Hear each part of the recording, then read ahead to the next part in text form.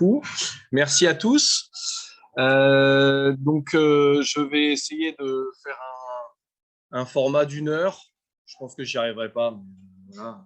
Donc 1 heure et quart pour vous laisser le temps à la fin de poser des questions, si vous en avez.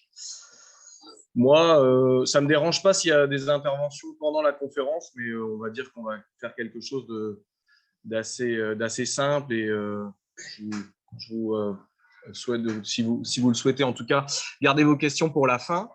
Donc, je vais d'abord me présenter. Je suis Jean Soula, je suis archéologue. J'ai un doctorat à l'université Paris 1 sur l'archéologie médiévale, l'archéologie mérovingienne, donc 5e, 8e siècle, ce qui n'a absolument rien à voir avec le sujet d'aujourd'hui. Donc j'ai soutenu en décembre 2015. Depuis 2013, je suis salarié d'un laboratoire d'archéologie qui étudie les objets qui sortent des fouilles archéologiques, qui s'appelle le laboratoire Landarc, dont le siège social est dans le Gers. Et moi, je travaille à Fontainebleau, je ne suis pas très loin d'ici. Nous rayonnons sur le territoire national, mais aussi à l'étranger, dans les DOM, etc. Et en fait, on étudie les objets qui sortent des fouilles archéologiques préventives, donc dans le cadre de l'aménagement du territoire, mais aussi en archéologie programmée, dans le cadre de missions diverses. Et parallèlement à ce travail salarié, si je puis le dire, j'ai mon activité de chercheur, et c'est là où ça concerne les pirates, que je mène depuis maintenant 2013-2014. Et nous avons concrétisé la création d'un programme de recherche qui s'appelle Archéologie de la piraterie, ADLP, qui est aussi sous une forme d'une association auquel vous pouvez adhérer si ça vous intéresse, et qui a été créé en septembre 2019 et qui a pour but de promouvoir un petit peu cette thématique archéologique qui est peu développée en France. J'ai toujours été intéressé par cette archéologie-là et puis par cette histoire-là. Mais depuis que je suis devenu archéologue professionnel, je me suis toujours un peu posé la question de pourquoi il n'y avait pas cette thématique de recherche développée dans les universités ou par des chercheurs du CNRS ou autres. Au cours d'un voyage familial à l'île Maurice, ce qui permet de faire un petit peu rêver, j'ai rencontré les bonnes personnes, notamment Yann Van Arnim, qui est biologiste marin et spécialiste des épaves à l'île Maurice, qui est franco-allemand et mauricien, que vous avez peut-être pu découvrir dans le film La véritable histoire des pirates. On a un peu développé cette archéologie, cette recherche autour du Speaker, dont je vais parler aujourd'hui, qui est le bateau pirate de John Bowen qui a coulé en 1702 au large de l'île Maurice. Et en fait, tout est né de là, est né derrière un livre qui a été édité très vite en novembre 2019, à peine un an après qu'on se soit rencontrés, donc avec plusieurs auteurs dont certains sont dans la salle. Je remercie leur présence. Et puis, à la suite de tout ça, tout s'est accéléré, pas mal de parutions scientifiques et de vulgarisation. Et puis, on avait en tête, évidemment, de partir, c'est l'objet de cette communication, de partir sur ces sites pirates qui sont peu fouillés et notamment quasiment jamais fouillés dans l'océan Indien. Et donc, pour des facilités aussi, on a commencé par retravailler sur l'épave du Speaker, donc à l'île Maurice, et dans le même temps, de programmer une mission à Madagascar, sur l'île Sainte-Marie, qui est une île qui est juste à côté de la Grande Terre, qui est une île de 49 km de long, une petite île, et qui a abrité un repère pirate d'après les archives. Et donc, il fallait évidemment essayer de voir ce que pouvait apporter l'archéologie à cette problématique-là. Donc, je vais présenter en fait tout simplement, d'abord dans un premier temps, un peu cette thématique de l'archéologie, de la piraterie, avec bien sûr des rappels, avec la vulgarisation, les romans, les œuvres de fiction qui ont bercé un peu toute cette histoire de la piraterie. Et puis, je vais vous parler un petit peu des épaves pirates qui ont été découvertes et fouillées dans le monde. Il n'y en a pas beaucoup, vous le verrez. Et puis, dans un second temps, je parlerai des 2 missions archéologiques. Dans un premier temps, l'île Maurice, avec le Speaker, et ensuite l'île Sainte-Marie à Madagascar, pour vous présenter un petit peu les premiers résultats de nos découvertes qui ont été faites sur le terrain. Voilà. Donc, je vais démarrer un petit peu. Est-ce que ça va marcher? Ça passe pas directement. Je fais un test, mais voilà. Donc, évidemment, je ne sais pas si vous voyez bien. Si, ça va, c'est clair. Il y a le il y a le petit encadré qui gêne peut-être la lecture. Je peux le bouger.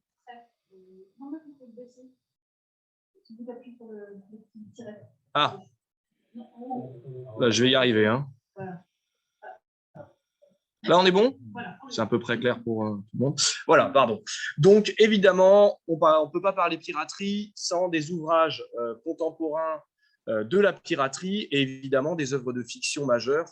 Vous voyez évidemment lesquelles je peux éventuellement évoquer, comme l'île au trésor, bien sûr. Dans un premier temps, c'est un témoignage d'histoire contemporaine de la piraterie qui a été édité en 1724 en 2 volumes, qui s'appelle Histoire générale des pirates, presque de la véritable histoire des pirates, hein, pour reprendre le titre du documentaire, et qui est édité par Capitaine Johnson, qui, d'après les chercheurs spécialisés de la question, c'est en fait Daniel Defoe, l'écrivain qui est l'auteur de Robinson Crusoe. On ne sait pas pourquoi il a décidé d'écrire sous pseudonyme. En tout cas, il a édité ces 2 volumes qui ont été réédités et réédités jusqu'à même encore récemment. Mais 2 principales rééditions, la première édition en 1724, puis en 1726, je crois, et puis dans les années 1730. Et ce qui était intéressant avec ces 2 ouvrages, c'est qu'en fait, il mettait en lumière des pirates, mais surtout des noms et presque des personnages historiques qui ont acté donc violemment avec des prises, etc. Et donc, en fait, c'est presque des mini-biographies. On en a 35 biographies, dont évidemment Edward Teach, Blackbeard, hein, le fameux Barbe Noire, et puis tant d'autres. William Kidd accéléré. Donc, évidemment, l'île au trésor, 1883 pour la première édition, qui là montre un petit peu plus le quotidien de ces pirates, et notamment dans les Caraïbes. Quelques autres œuvres plus récentes, évidemment, qui parleront peut-être à tout le monde. Le premier film, qui est un téléfilm en fait britannique, qui a été tourné par le fils de Charlton Heston et qui, évidemment, qui a pour rôle principal son père, avec Christian Bale jeune, qui retraçait évidemment l'île au trésor, et une autre œuvre de fiction, une série en 4 saisons, qui est assez récente et qui là partait du livre L'île au trésor, mais avant. Donc, c'était assez intéressant. Et là, pour le coup, qui montrait vraiment les pirates à terre avec une vision un peu idéalisée également, avec beaucoup de guerre et beaucoup de sang. Mais voilà, vous aviez également là pour l'imagerie populaire, la première édition du livre des pirates de Howard Piles, qui donc nous présente des peintures que peut-être tout le monde connaît et qui sont conservées dans différents musées, que ce soit aux États-Unis ou à Londres, avec la fameuse attaque du Galion ou la bataille du Trésor, et puis évidemment le Marronnet, donc en 1909, hein, qui est une image que j'apprécie tout particulièrement, qui montre un peu, on est presque sur l'île de Tromelin, pour ceux qui connaissent, voilà, où il n'y a rien autour.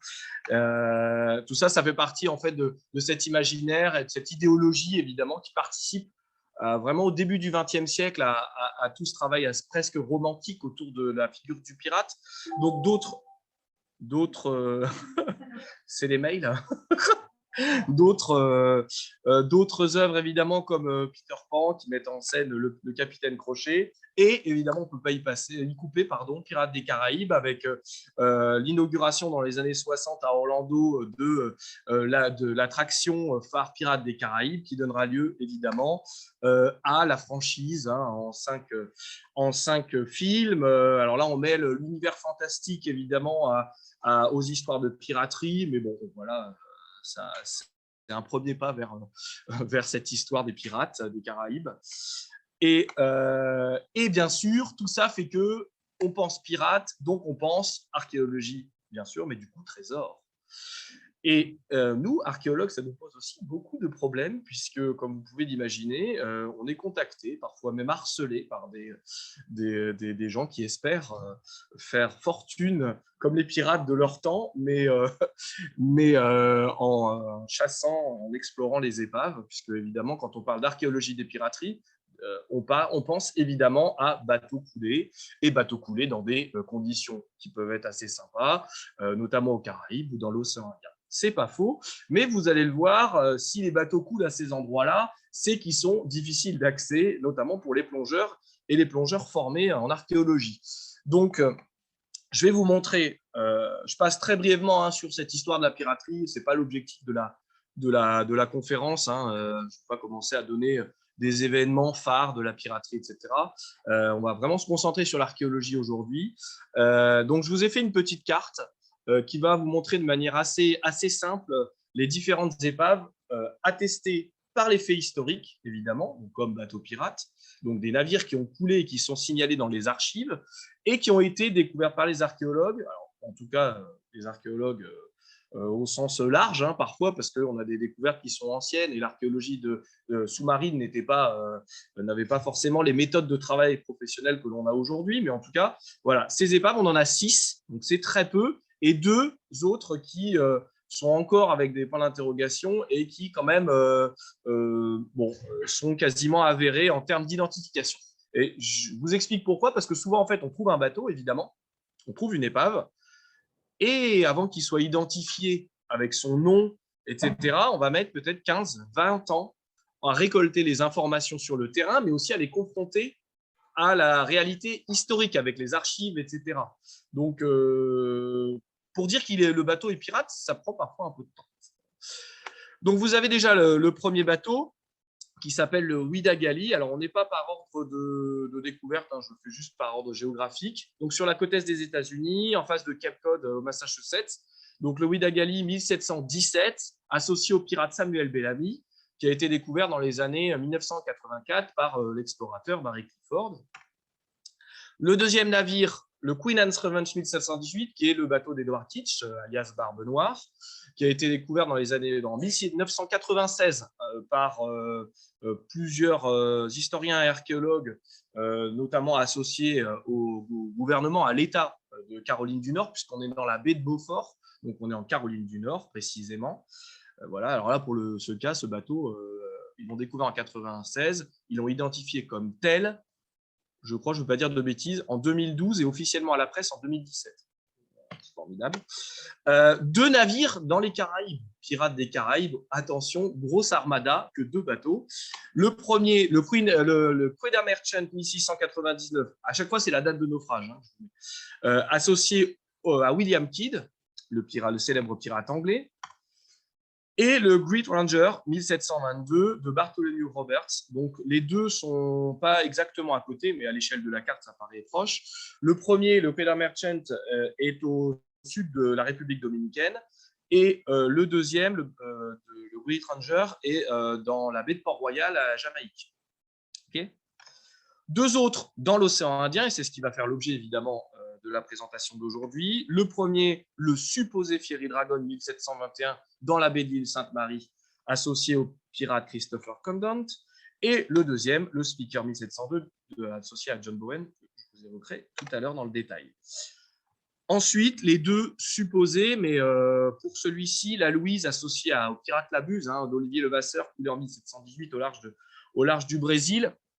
Il est quand même désormais par l'équipe de Geraldo Austin, qui est brésilien vivant en Australie, ne me demandez pas pourquoi, et je salue s'il nous suit en visio. Lui, d'après ses recherches en archives notamment, et les découvertes archéologiques qui ont été faites dans les années 60, serait avéré comme étant la Louise. Et puis le dernier, l'Aranzazu 1687, pas très loin de l'épave précédente, qui est un peu en cours d'identification aussi par manque de recherches qui ont été opérées dans les années 2000 par des chercheurs espagnols. Oui. Ah, c'est bloqué. Donc, je fais un nouveau partage et je le repartage. Là, c'est bon? Il y a encore un souci technique. Ici. Nouveau partage, oui. Là? Oui. Là? D'accord. Bon. La parole, il y a des gens qui parlent, du coup, en ligne, qui doivent dire que ça ne marche pas. Là, ça remarche, c'est bon? Bon, au top. Donc, voilà pour cette carte. Donc, vous voyez, on a vu, c'est quand même très peu sur le monde entier. On est donc entre entre 1699 et 1687 et 1721. Donc, ça donne une toute petite période. Et en fait, c'est assez marrant pour tout le monde, et puis pour moi aussi également. C'est qu'on a un peu cette période de la piraterie, de l'âge d'or de la piraterie, qui est définie par ces naufrages. Parce que souvent, on parle de cet âge d'or entre les années 1680 et 1730. Voilà. Donc là, vous avez un peu le spectre chronologique de ces bateaux. Hop. Je vais essayer de passer. Voilà. Un petit focus donc sur une zone qui ne va pas être traitée aujourd'hui, mais qui méritait d'être présentée, avec donc ces 6 épaves, mais particulièrement sur la côte est des États-Unis, dans la sphère caribéenne, qui est un peu la zone de prédilection de ces pirates dès les années 1650.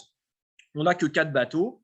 Vous avez des petites croix qui vous symbolisent en fait des sortes de zones de relâche, repères pirates dans l'espace caribéen. Donc, évidemment, l'île de la Tortue sur l'île d'Haïti, au nord de l'île d'Haïti, mais qui appartient à Haïti. L'île à Vache est également pour Haïti. Vous avez Port-Royal pour la Jamaïque. Et puis, sur la droite, on a l'île de Saint-Martin, l'île de Saint-Kitts. Mais en fait, finalement, on a toutes les îles qui sont dans cet espace caribéen, qui servent de zone de relâche et de repère. Et là, le travail des historiens, notamment de Kevin Porcher, qui est de l'Université des Antilles, montre qu'en Guadeloupe, en Martinique, partout, en fait, ces pirates prenaient des bateaux larges et puis allaient se poster et se reposer à terre pour ensuite repartir, ravitailler, puis repartir vers d'autres prises. Juste quand même, il faut arrêter avec l'idée du pirate qui devient riche, qui récupère beaucoup de navires, qui ne fait que ça, qui a une vie longue et qui finit gouverneur à la Jamaïque et qui fait de vieux os. Il faut aussi arrêter avec un autre cliché, c'est le pirate qui se bat systématiquement. Non, l'objectif du pirate, c'est de prendre des bateaux, vous l'avez compris, de récupérer la marchandise, oui, mais d'éviter de se combattre. Pourquoi? Parce que s'il se bat, il perd des hommes. Et donc, du coup, il perd des hommes pour ensuite se défendre et prendre d'autres navires. Donc, généralement, on avait des tactiques d'intimidation, en fait, avec le pavillon, avec des tactiques de riposte et d'abordage. Mais l'objectif, vraiment, c'est de prendre les marchandises. Et dans les marchandises, on n'a pas que les pièces de monnaie en or. On a tout plein d'objets exotiques qui sont extrêmement intéressants. Ça va du perroquet qu'on va ramener et revendre dans les îles ou qu'on va revendre en métropole, jusqu'au au textile exotique, mais évidemment aussi donc les soieries, les vases, la porcelaine chinoise qui est extrêmement aussi prisée, et vous avez toutes les épices aussi qui transitent, le tabac, etc., le coton, plein de matériaux différents. On a évidemment aussi des trésors. On a notamment un des bateaux, le Ouidagali, coulé en 1717 au large de Cap Cod, qui a coulé à pic au cours d'une tempête. Les 300 membres d'équipage sont morts, à l'exception de 2, je crois. Donc, on a plus de 200 hommes qui meurent au moment du naufrage. Et on a les archéologues de l'époque, de l'équipe du fameux Barry Clifford, ont découvert des coffres avec, au total, je crois, 15 000 pièces de monnaie.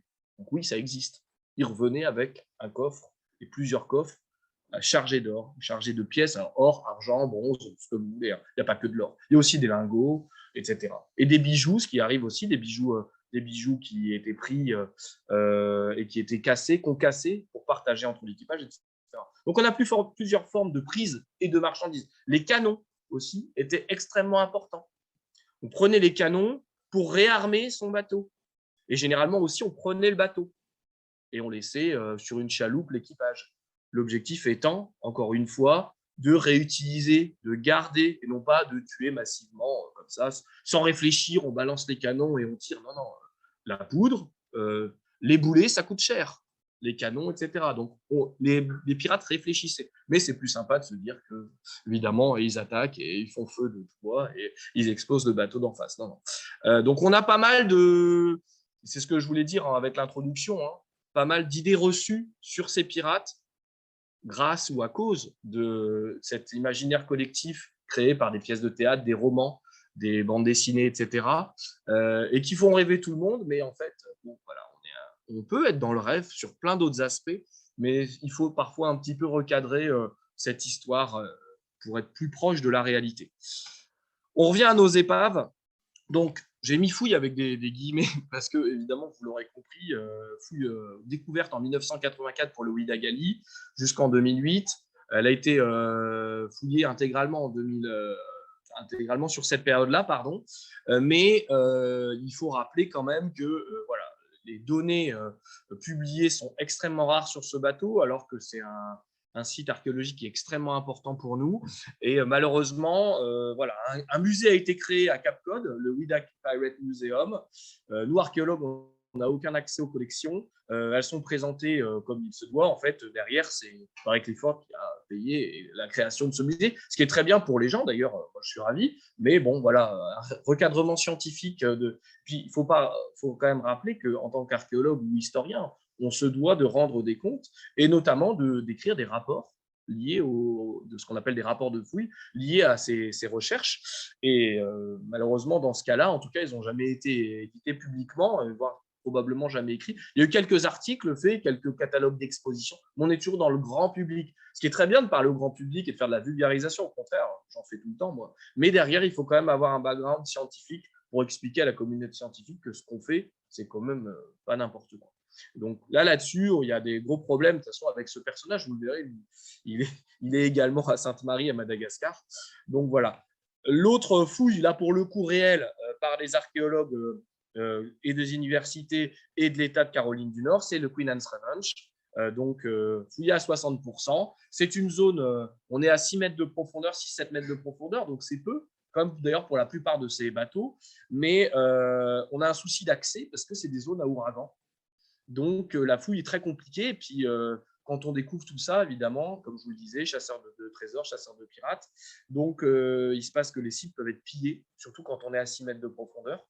Donc, bon, voilà, la zone est surveillée régulièrement. Aujourd'hui, il y a même des procès entre ceux qui ont découvert et l'État, etc. Enfin, c'est un peu compliqué, mais ça reste un vrai travail archéologique qui a été mené sur le Queen Anne's Revenge, qui est à Barbe Noire. Et vous avez d'ailleurs des publications, grand public, mais aussi scientifiques, qui sont accessibles au public.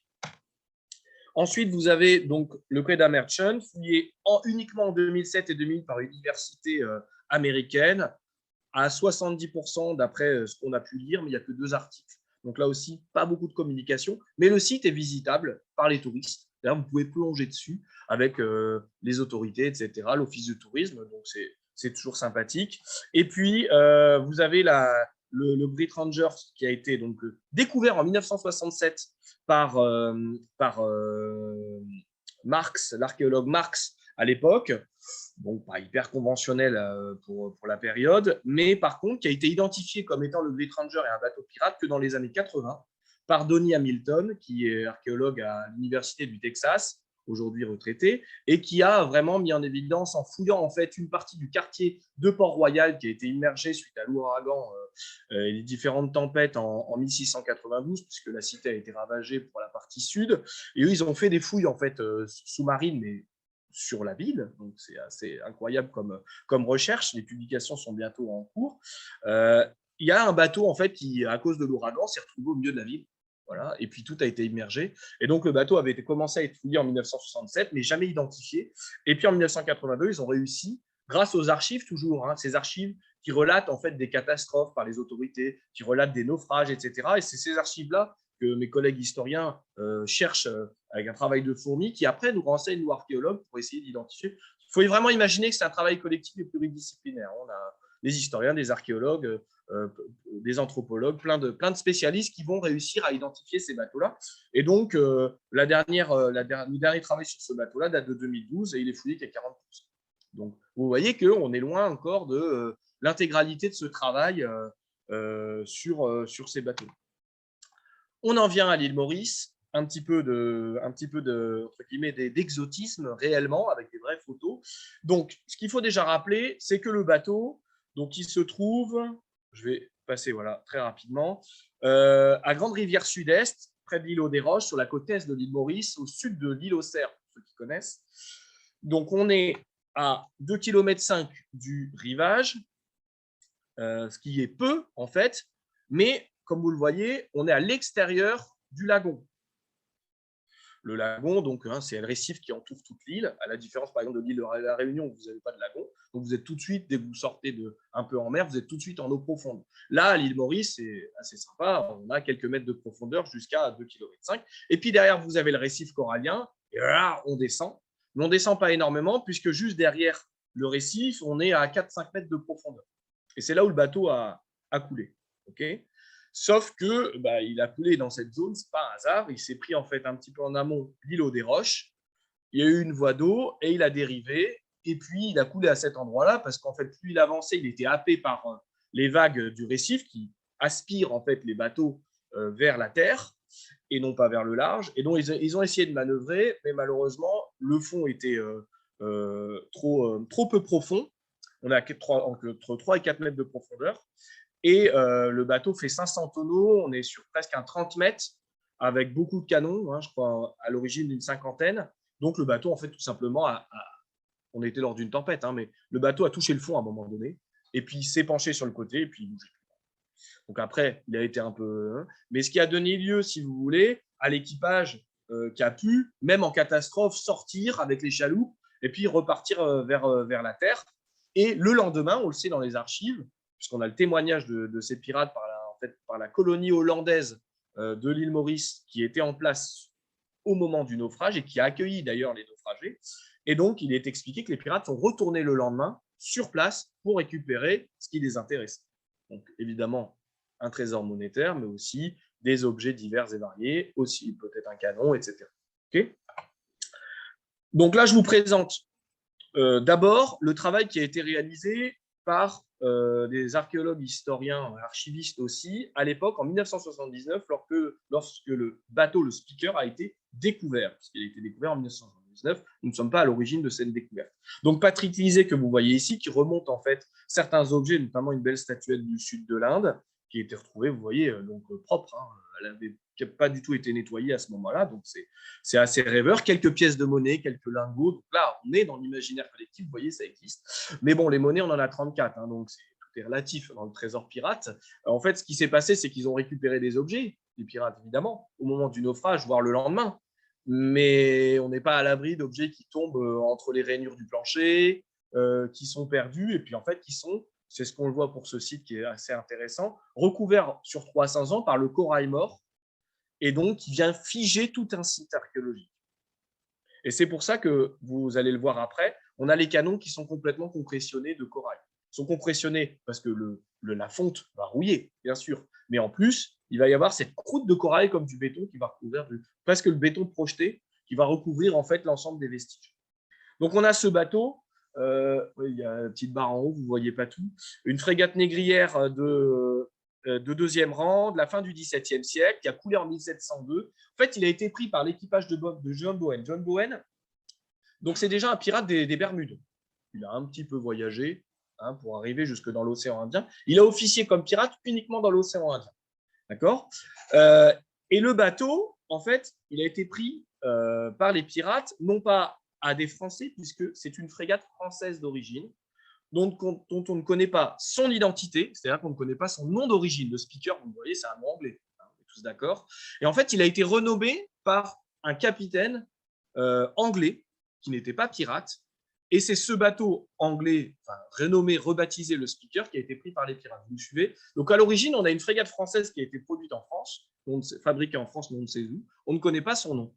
On a juste dans les archives qui relatent justement la prise par le capitaine John Bowen par les Anglais, qu'à l'origine, c'était un bateau français. Donc, il a été rebaptisé anglais, okay, et puis pris par les pirates de John Bowen le 16 avril 1700 au large des Mascareignes, au large de Madagascar. Et on suppose, et d'ailleurs certaines archives le montrent, il aurait été avec ce bateau naviguer dans les eaux de Malgache et notamment s'arrêter à l'île Sainte-Marie, dont je vais vous parler tout à l'heure. C'est extrêmement intéressant pour nous. On n'a pas énormément de liens entre John Bowen et l'île Sainte-Marie, mais on sait qu'il y allait. Évidemment, c'était un peu le club med pour les pirates à cet endroit-là. Donc, ils allaient sur place et ils allaient se ravitailler, c'est ce que je vais vous montrer ensuite, et après, ils repartaient pour prendre d'autres navires. Sauf qu'entre le 16 avril 1700 et le 7 janvier 1702, il ne s'est pas passé beaucoup de temps avant que le bateau ne coule suite à une mauvaise manœuvre. il faut dire que d'après les archives, les pirates étaient alcoolisés de rhum. Donc, parfois, vous voyez, les clichés sont véridiques. Et évidemment, le naufrage a été accéléré par la tempête. En fait, ils se sont trompés, ils ne voulaient pas du tout aller à l'île Maurice. Ils sont un peu trop rapprochés et malheureusement, ils ont été pris par la faible profondeur. Et je crois qu'il y a 3 ans maintenant, le Vacaccio, qui était un pétrolier pareil, a été trop près des côtes de l'île Maurice, pas loin de cet endroit-là, un peu plus au sud, mais sur la côte est. Et pareil, faible fond, il a été là, il a été bloqué et il a été découpé, obligé, parce que impossible de l'enlever. Imagine un bateau qui transporte tout ça, le tonnage qu'il doit faire. Donc, ce qui veut dire que en fait, les problèmes de manœuvre autour de l'île Maurice sont grands. Il y a plus de 2000 épaves qui sont inventoriées de tout âge autour de l'île Maurice, ce qui est assez dingue. Ce qui montre en fait que les marins peuvent facilement se faire piéger. Donc là, en l'occurrence, ce bateau coule, les pirates ne meurent pas, ils récupèrent leur navire, leurs marchandises, pardon, et ensuite vont aller explorer cette île qu'ils ne connaissent pas, ils ne savent pas du tout où ils sont. L'île Maurice, ils n'ont jamais entendu parler de cette île. Bon, voilà. Et en fait, ils tombent face, presque nez à nez, à des militaires hollandais qui se sont dit, mon Dieu, voilà des pirates. Nous sommes 40, il y a 200 pirates en face. On va peut-être mettre en place une petite stratégie d'entraide. Et en fait, c'est ce qui s'est passé, d'après les dires de Deodati, qui est le gouverneur hollandais. Ils les ont accueillis, les ont soignés. Et puis les pirates, en fait, voulaient repartir. Ils n'avaient rien à faire de rester à l'île Maurice. Donc, en fait, ils ont payé 2000 piastres qu'ils avaient, donc récupéré probablement du bateau, payé les Hollandais, et puis les Hollandais leur ont passé un bateau, et puis ils sont repartis derrière pour naviguer vers d'autres îles. Et en fait, ce qui s'est passé, c'est qu'ils sont allés retourner à Sainte-Marie, ils sont aussi allés à La Réunion. Et puis, en fait, ce que l'on sait, on n'a pas énormément de détails sur les différentes prises qu'il y a eu après, mais ce que l'on sait, c'est que John Bowen est mort en fait à La Réunion, sur l'île de La Réunion, d'une maladie, et il venait d'être amnistié. Donc, voilà. Donc, vous avez quelques exemples de bateaux qui ressemblent en fait au Speaker, hein, l'Aurore 1697, qui est une frégate du même type, et voilà, avec à peu près 500 tonneaux également. Voilà quelques objets qu'en fait l'équipe de Patrick Lisée et de Jacques Dumas ont découvert, notamment des pièces de monnaie de différents pays, et le plan qu'ils ont dressé à l'époque, donc qui est assez inexact en fait quand on retourne sur le terrain aujourd'hui. On se rend compte qu'il y a certains canons qui ont bougé, qui ne sont pas forcément à la bonne place. Bon, à l'époque, ils avaient les moyens du bord pour plonger. Il faut vraiment vous dire qu'on ne plonge qu'un mois par an sur ce site. Donc, il y a une petite fenêtre pour fouiller. Donc, c'est extrêmement compliqué. Eux, ils y sont allés qu'en 1980. Ils y sont en 79 pour le découvrir. Fouillé en 80 partiellement. Fouillé, c'est-à-dire ils ont fait un plan. Ils ont creusé quelques fois sous les canons, puisque ce sont sous les canons qu'on va retrouver notamment les objets. Ils ont dressé un plan. Donc, ils ont fait un travail remarquable pour l'époque, mais ils n'y sont jamais retournés. Et après, il a fallu une deuxième mission en 1990 menée par Éric Surcouf, de la famille évidemment de Robert Surcouf, qui est retourné sur place en fin 90, début 91. Il a installé un carroyage pendant 20 jours. Ils avaient prévu tout ce qu'il fallait. Ils avaient mis les photos avec les submersibles, les marteaux-piqueurs sous-marins, un énorme budget, etc. Et ben, ils sont restés 20 jours. Au bout de 20 jours, ils avaient tout carroyé. Hein, imaginez-vous, piqueté, etc., pour faire une fouille de grande ampleur. Au bout de 20 jours, il y a eu un ouragan. Tout a été raflé. Ils ne sont jamais revenus. Donc, ils ont creusé, je crois, une vingtaine de carroyages sur 200. Voilà, c'est assez peu. Et lui aussi, à l'époque, a dressé un plan en 90, et ce plan-là est plus juste, beaucoup plus réel que celui qui avait été fait par l'équipe en 80. Parce que nous, on a récupéré ces plans-là, parce que nous, on va sous l'eau. Qu'est-ce qui se passe? On connaît le site, mais comme ça, enfin, à travers des photos. Il faut se repérer, et sous l'eau, tout se ressemble. Les canons, ah bah tiens, il y en a un là, il y en a trois là. Alors, on est avec nos plans imprimés sous l'eau, étanches, je veux dire, pour qu'on puisse se repérer. Et donc, ça donne lieu à quelques épisodes sympathiques pour essayer de se repérer. Voilà. Ce qu'il faut dire, c'est qu'entre les deux campagnes, entre 80 et 90, il y a eu un canon qui a été pris par des plongeurs sud-africains, emmenés, qui était dans le banc de sable. Je vous montrerai après le plan, mais voilà, vous avez vu qu'au centre, il y avait un grand banc de sable. Et c'était le seul canon en bronze qui avait été découvert à l'époque. Il n'avait pas été vu par les plongeurs de 80. Et en fait, les plongeurs, comme on est à 3 mètres de profondeur, à 2,5 km de la côte, il y a plein de gens qui venaient après derrière plonger sur le bateau. Hein. Et donc, ils ont récupéré, ces Sud-Africains, ce ce canon, pardon. Et ce canon qui était en bronze est extrêmement intéressant parce que, évidemment, comme il est en bronze, il n'est pas corrodé de la même manière. Et vous aviez vraiment un emblème visible sur le bateau, sur le canon, je vais y arriver, et qui permettait du coup de d'identifier son origine. Parce qu'on va y venir tout à l'heure, mais les prises pirates forment une sorte de grand pêle-mêle d'objets qui vient du monde entier. Et ça, c'est extrêmement intéressant. Et les canons en font partie.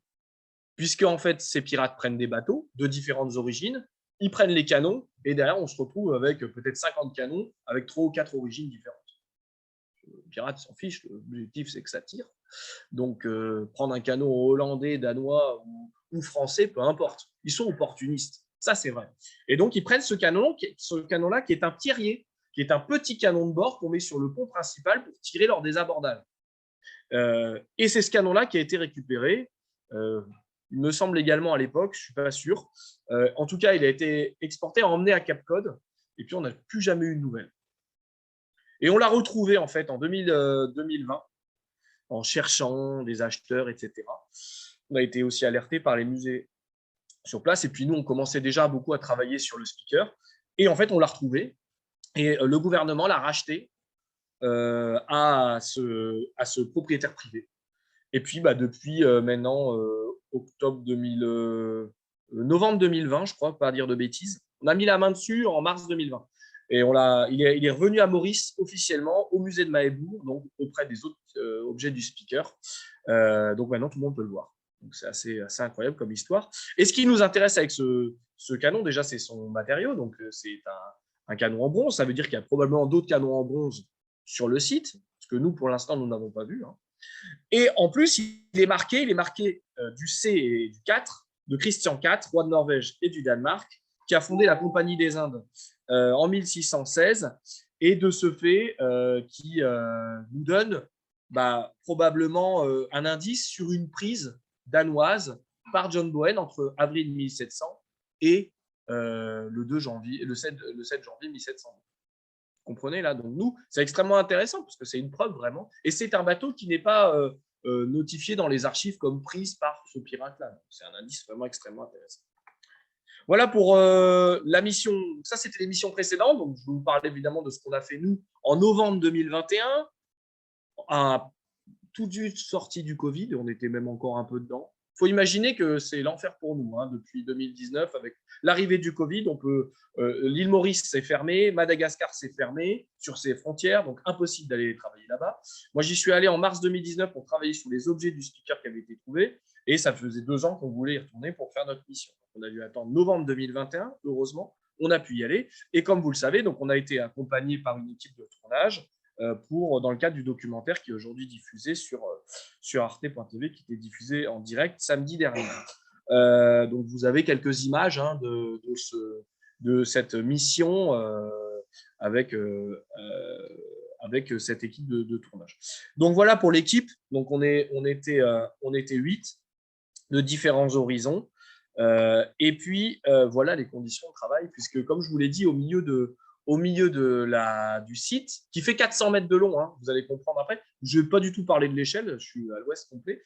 Le site fait 400 mètres de long parce qu'en fait, le bateau s'est pris l'îlot des Roches et après a dérivé et a largué ses canons au fur et à mesure, puis les ancres. Et en fait, à un moment donné, il s'est stoppé par le banc de sable, puis par la faible profondeur. Donc, de ce fait, le bateau, à un moment, il s'est figé. Mais le souci avec ce site archéologique, c'est qu'on n'a pas de bois.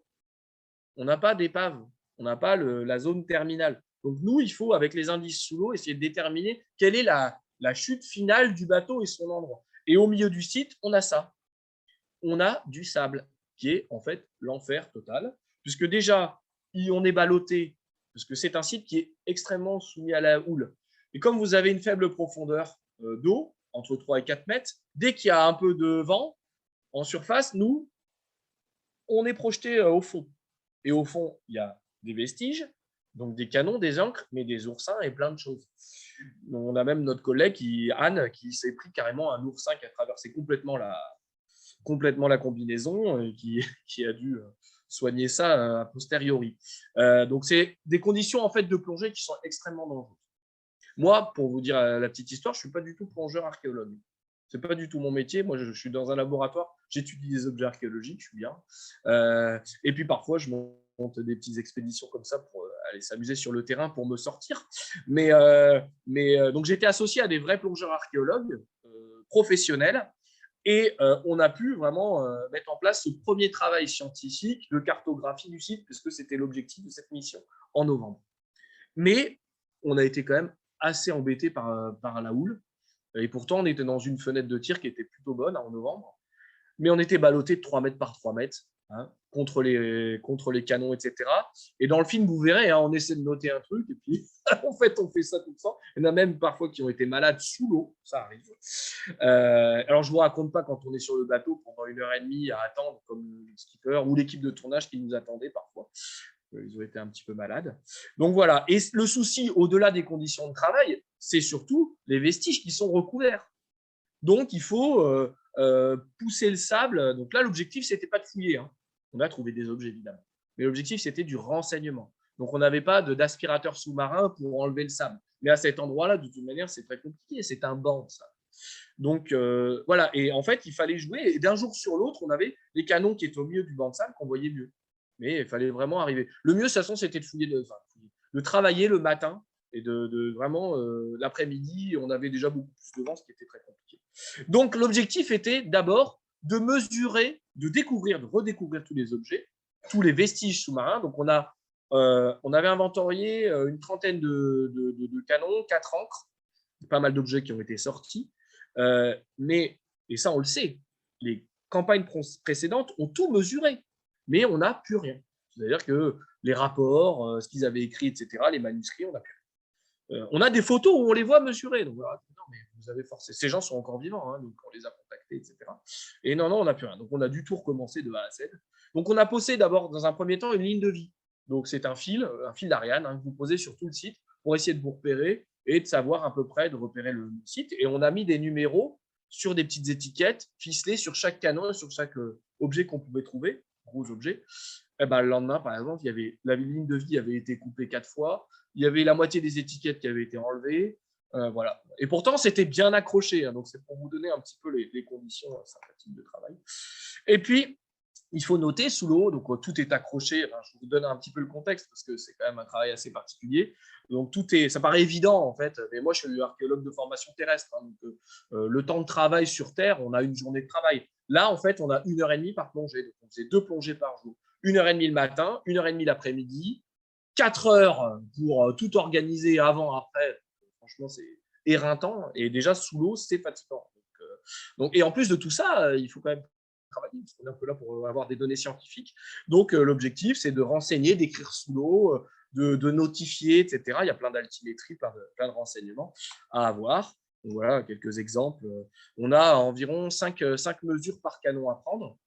Hein, donc voilà, on a les tourillons hein, qui sont les petites bobines que vous avez sur les côtés qui permettent d'ancrer le canon dans l'affût, le chariot en fait en bois qui vous permet d'amener le canon. Et puis après, il y a des mesures différentes sur différentes sections du canon. Donc voilà, on fait un peu la visibilité. Vous voyez cette croûte en fait hein, qui est tout autour du canon. Hein, on voit assez bien. Hein, donc là-dessus, vous avez sûrement des emblèmes, des choses notées sur le canon, des graffitis. Notamment parfois le tonnage, la date, l'emblème, etc. Mais là, on ne voit rien. La seule solution, c'est remonter le canon avec un parachute, l'emmener, le traiter pendant 1 an dans des grands bains de désalinisation, puis après d'électrolyse, pour enlever la croûte, en fait, une sorte de croûte de sel autour de ce canon. Et puis après, avec tout un protocole, retirer tout ça et puis voir ce qu'il y a en dessous. Mais sinon, on ne voit rien. On a, par contre, les indications, c'est les mesures. Ça, c'est intéressant pour nous. Et vous le voyez ici. Alors, je ne sais pas si du coup, c'est un peu bloqué là-haut, mais ce n'est pas très grave. Donc, on a 33 canons en fonte, plus un en bronze qui a été sorti, hein, qui est au musée actuellement, et 4 encres, en fait, mais nous, on en a trouvé que 3. Il y en a une 4e qu'on n'a pas trouvée. Voilà. Et puis, vous avez toutes les mesures à droite. Donc, les mesures, ce qu'on appelle les mesures conventionnelles, donc selon, en fait, des ordonnances voilà, des rois de France ou d'Angleterre, etc. Puisqu'en fait, tout est très codifié quand on fabrique un canon. C'est codifié selon des normes de l'époque, etc. Je passe là-dessus. Et puis, vous avez la mesure réelle. l'objet comme vous le voyez, donc qui est quand même très gonflé, très corrodé. Donc évidemment, il y a des différences de mesure parfois de 50 cm entre le canon comme il était à l'époque et puis le canon que vous avez vous retrouvé en fond. Donc, et puis tout ça, ça donne lieu à une numérotation et puis une partielle identification au calibre, etc. Et donc, en fait, on a 16 canons qui sont sans correspondance, tel qu'on peut le voir là. On en a 3 qui seraient français, 3 anglais, et puis 3 qui pourraient être soit français, soit anglais. Voilà, c'est un peu compliqué. Au-delà de ces informations un peu lacunaires, on va mettre en évidence 24% des canons qui ne sont plus utilisables. C'est-à-dire qu'ils ne sont plus utilisables, ils n'étaient plus utilisables lorsque le bateau a coulé.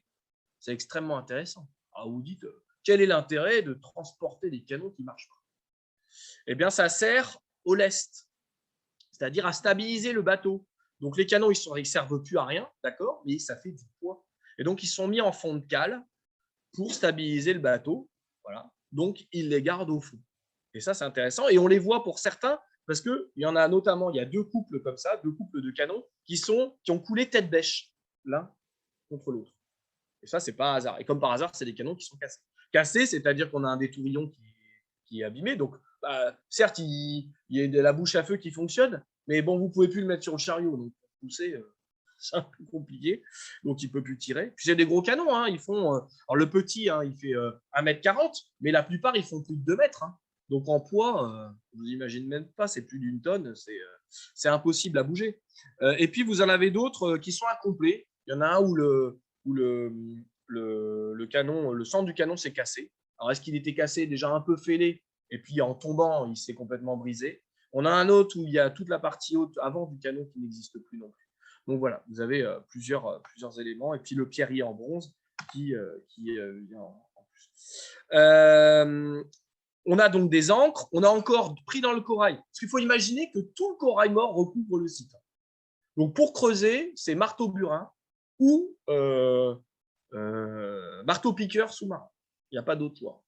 Vous ne pouvez pas faire ça. Enfin, dans le sable, oui, mais vous ne voyez rien. Donc, pour trouver des objets, certains, on les voit, comme ici, on voit des balles de mousquet en plomb nichées dans le corail, mais pour les récupérer, on est obligé d'y aller au marteau. Vous ne pourrez pas les prendre comme ça. Et notamment, ça a donné lieu, puisque ça a été une des grandes découvertes de la mission, donc on utilise aussi les détecteurs de métaux pour repérer, parce que parfois on a des corrosions qui sont tellement grosses que ça ressemble à un canon, et puis en passant le détecteur dessus, on se rend compte que ça ne sonne pas. Donc c'est pas un canon, ça ressemble, mais c'est pas un canon. Parce que le canon, il sonne, hein, vu la masse de fer qu'il y a. Et en fait, en se baladant à l'avant du site, c'est-à-dire plus près du récif, on a repéré 2 zones de boulets de canon qui étaient, on va dire, en pyramide, c'est-à-dire il y avait un agglomérat de 6-7 canons les uns sur les autres. Et donc ça, c'était extrêmement intéressant parce que déjà, on avait une zone de canon autour, 2 ancres, notamment une en fait qui était à cet endroit-là, et on est au plus près du récif. Donc on pense que c'est dans cette zone que le bateau en fait a complètement coulé et a arrêté sa course. Et donc on a essayé de récupérer, puisque c'était l'intérêt aussi, quelques boulets. Mais bon, voilà, ça a été assez compliqué de les récupérer puisqu'ils étaient complètement pris dans le corail. On a mis quasiment toute la plongée à récupérer quelques boulets, dont certains ont été un petit peu éventrés, d'autres étaient complètement pourris. On avait la poudre noire qui sortait. Enfin, voilà. Donc c'était en tout cas intéressant. Et là, je ne suis pas sûr que ça ne marchera pas, c'est pas grave. J'avais une petite vidéo, mais vous la verrez dans le documentaire, en fait, où on a le bateau, ça a été reproduit par la boîte de production, c'était assez chouette. On voit le bateau qui dérive, en fait, et qui lâche au fur et à mesure ses ancres et ses canons. Je vous invite à le voir, je ne sais plus à quel moment c'est dans le documentaire, mais ça, c'est une imprime écran en fait, ils ont fait ça intelligemment, hein. On n'est pas parti dans les restitutions de bateaux. Ils ont mis l'ombre du bateau, et en fait, vous voyez le bateau et les vestiges jetés par-dessus bord au fur et à mesure, évidemment dans l'objectif d'alléger le bateau pour reprendre la main dessus, mais ça n'a pas marché. Et voilà, alors je ne sais pas si on voit très bien, ça paraît des petits traits comme ça, mais bon, vous ne pouvez pas faire plus près. Voilà le site actuel, pris au point GPS, avec toutes les mesures, etc. On est à quelque chose près avec les anciens plans, mais là, on est sur quelque chose de juste. Hein. Tout a été géoréférencé, etc., les altimétries prises. Et donc, la zone terminale du bateau est ici. Donc, voilà, avec deux ancres, dont le bras est vraiment très incomplet, et puis plusieurs canons. Et puis, en B1, B2, les deux amas de boulets de canon. Ensuite, sortie du site, on a toutes ces informations que vous voulez avoir. Évidemment, il reste à fouiller vraiment le site. Mais là, nous, l'objectif, c'était pas ça. On est resté 10 jours quand même sur place. On a pu plonger 7 jours sur 10, ce qui était quand même pas mal. On a eu beaucoup de chance. Et derrière, on avait déjà examiné les objets. On en a trouvé d'autres, une cinquantaine. Et puis, on a sorti le livre que vous pourrez acquérir à la fin de la conférence. Mais l'objectif, c'est évidemment d'y retourner, peut-être en fin d'année, cette année, pour avoir une zone de carroyage, de fouilles réelles, notamment dans la zone que je vous ai mis en rouge, pour qu'on aille vraiment essayer de retrouver peut-être même des restes de bois sous le corail mort, qui a vraiment piégé tout le site. Mais il est sûr que la plupart des objets, en tout cas quand on charge des objets dans cette zone-là, c'est sous les canons. Voilà, donc c'est sous les canons, piégé sous les canons en fait. Mais on va même retrouver des perles de verre. Donc on va avoir des tout petits objets qui sont encore et qu'on a récupérés nous en 2021. Donc on passe du canon de 3 mètres de long presque à la toute petite perle. Et chaque indice récupéré est extrêmement intéressant pour nous. D'ailleurs, voilà, à ce titre, je vous ai refait une petite carte avec quelques objets qui vous montrent ce que je disais tout à l'heure, des objets d'Angleterre, de Chine, d'Égypte, Mexique ou du Pérou, d'Inde ou de Venise, et qui attestent en fait de ces prises pirates et d'un certain multiculturalisme. Déjà, on a un melting pot au sein de l'équipage. On n'a pas que des Anglais. On a des Anglais, oui, bien sûr, pour cet équipage du speaker, mais on a aussi des gens qui viennent d'Inde, d'Afrique, des Français, etc. Et puis, on a du coup, en lien avec cet équipage, des objets propres à eux, qu'ils vont récupérer au fur et à mesure, donc presque des objets personnels. Et puis, on a le mobilier de bord, les chandeliers, la cloche, les ancres, évidemment, en font partie, mais la vaisselle de bord, etc. Donc, tout ça nous intéresse. Puis, en fait, on se rend compte que tout est un peu mélangé, si vous voulez. On a vraiment cette géographie qui est multiple pour tous ces objets. C'est ça qui est intéressant. Et c'est en fait ça qui est assez révélateur de l'archéologie de la piraterie. Et d'un bateau, on va dire, classique, marchand, à un bateau corsaire ou pirate. Puisque là, pour l'archéologie de la piraterie, ça va être difficile pour nous, en étudiant les objets et le bateau, de faire la différence entre corsaire et pirate. Corsaire, vous le savez, c'est en gros un pirate qui a une lettre de marque attestée par un royaume et qui peut entre guillemets, prendre des bateaux sans avoir pour risque d'être pendu pour piraterie. Il a, comme disait Philippe Prodège dans le documentaire, il a ses papiers de voiture, bien ce terme. Bref, le pirate, c'est le même, sauf qu'il n'a pas de papier. Donc, mais dans les deux cas, ils ont ce multiculturalisme, ils ont tous ces objets qui viennent du monde entier. Donc, c'est extrêmement intéressant. Et en fait, nous, archéologues, on va mettre des classifications pour essayer de dater ces objets, les repérer par rapport à des zones de production dans tel ou tel pays, etc. Pour essayer de faire quoi? De recentrer, de recaler la chronologie du site. Le site, on sait qu'il coule, on l'a la date. La capsule temporelle, elle est là, 1702, 7 janvier, formidable. Mais les objets datent de quand? Forcément de la deuxième moitié du XVIIe siècle, et pas du XVIIIe siècle, ou très peu. Donc, c'est ce qui nous intéresse aussi là, c'est tous ces objets. Et on a 34 monnaies, je vous le disais tout à l'heure, sur ce site, et on a 19 nationalités différentes. On a toute l'Europe qui est représentée, avec une monnaie française, une monnaie allemande, une monnaie autrichienne, des monnaies de Venise. Et puis aussi, on a le bassin méditerranéen avec l'Égypte. On a également le Yémen. On a aussi des colonies ibériques en Amérique avec le Mexique ou le Pérou. Donc, c'est extrêmement intéressant pour nous. Et en fait, on va se rendre compte que quand on travaille sur toutes ces épaves que je vous évoquais tout à l'heure, les 6 ou 8 épaves, on va avoir la même chose sur ces épaves-là. On va avoir ce rassemblement d'objets venant du monde entier. Et ça, c'est pour nous, c'est extrêmement passionnant. Moi, j'aime beaucoup cette partie-là, parce que je suis quand même aussi spécialiste des objets, et d'avoir ces céramiques qui viennent de Chine, mais aussi du Rhin, aussi de la Charente. Pourquoi il y a un moment, sur le Queen Anne's Revenge pris par Barbe Noire, qui est à l'origine un bateau de Nantes, on a une cruche de Charente. Voilà. Donc, il y a une petite histoire qui est extrêmement intéressante. C'est assez ludique, en fait, pour comprendre tout ce travail-là. Donc, vous avez un petit tableau, c'est juste pour résumer la présence de ces monnaies et puis leur origine, qui avait été identifiée par Jérôme Jambu à l'époque de la BNF, qui est aujourd'hui à l'université de Lille, maître de conférence. Vous avez aussi des objets extrêmement intéressants parce que plutôt singuliers. Donc, à gauche, vous avez ces danseuses ou ces divinités en bronze, qui ne sont pas très grandes, qui font 15-20 cm de haut, typiques du sud de l'Inde. Et puis à droite, vous avez l'autre partie de la piraterie, toujours un peu mémorielle, particulière, qui est la traite régulière. Donc les pirates, en fait, prenaient évidemment des esclaves sur les bateaux qu'ils prenaient. Ils les récupéraient, ils les libéraient pas forcément. Il faut aussi arrêter avec cette image épinale. Non, ils pouvaient aussi, parce que c'était une marchandise, malheureusement, et ils pouvaient du coup les récupérer et puis les revendre. Et d'ailleurs, on a sur pas mal de témoignages les traces de ces esclaves-là. Et parfois, on a 2 types d'objets qui sont liés à cet esclavage, enfin 3 d'ailleurs. On a ces manilles en bronze qui ne sont pas des menottes, qui sont en fait des bijoux, des sortes de bracelets qui servent de monnaie d'échange lors de la traite. On a évidemment les menottes, les boulets ou les colliers d'entrave qui sont en fer là et qui servent à entraver, à faire prisonnier ces esclaves. Ça, on les retrouve aussi sur ces navires-là, notamment le Widagali ou le Queen Anne's Revenge. Et vous avez aussi des bijoux en or africain qui sont concassés, cassés pour être partagés au sein de l'équipage, qui montre aussi que en fait, ces esclaves, lorsqu'ils ont été pris au Bénin, au Mali ou sur la côte ouest de l'Afrique, ils ont été récupérés parfois avec leurs bijoux, hop, et puis les équipages le récupéraient, pouvaient le casser, le scier en deux, et puis pour le partager au sein de l'équipage. Le partage du butin existe réellement, et on le voit dans l'archéologie de la piraterie. On a parfois des lingots, d'ailleurs, qui sont découpés aussi et partagés.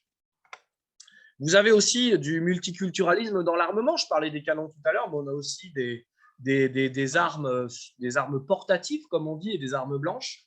Donc, on a une poignée de palas, un sabre ottoman, une garde d'infanterie française, et puis des porte-baguettes de fusil anglais. Les porte-baguettes, c'est des petits éléments en cuivre qui permettent de maintenir une baguette articulée sous le fusil, le mousquet. Et en fait, ces types-là, on rentre vraiment dans l'archéologie des objets. On a des stries très particulières, des mesures particulières qui disent qu'en fait, ce sont des fusils anglais. Donc voilà, on a pas mal d'éléments aussi qui nous renseignent. De la porcelaine chinoise, pas énormément, une trentaine de fragments, à décor blanc-bleu de la période Kangxi, donc fin du XVIIe, début du XVIIIe. Vous verrez à Sainte-Marie, on a près de 3000. Donc là, c'est sur 20 fragments, ça paraît peu. Des jarres de différentes tailles, toujours des objets très fragmentaires. On n'a pas d'objets complets, très peu. Voilà, des balles de pistolet aussi, ou de fusil, comme vous avez en bas. Et voilà. Et après, donc, je passe. Voilà, il est déjà 16h, on avait dit 1 heure. On a eu des problèmes techniques aussi. Donc maintenant, on va passer à l'autre partie, donc la mission archéologique. Excusez-moi, c'était un peu beau, je vous dis que je n'avais pas trop de transition.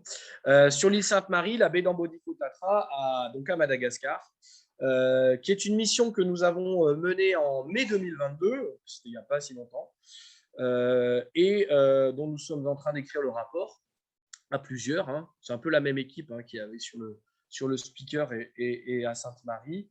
On a en plus mon collègue et ami Alexandre Coulot de l'INRAP, anciennement l'INRAP au Guyane, mais maintenant l'INRAP Antilles, qui nous a rejoint en plus sur cette mission terrestre.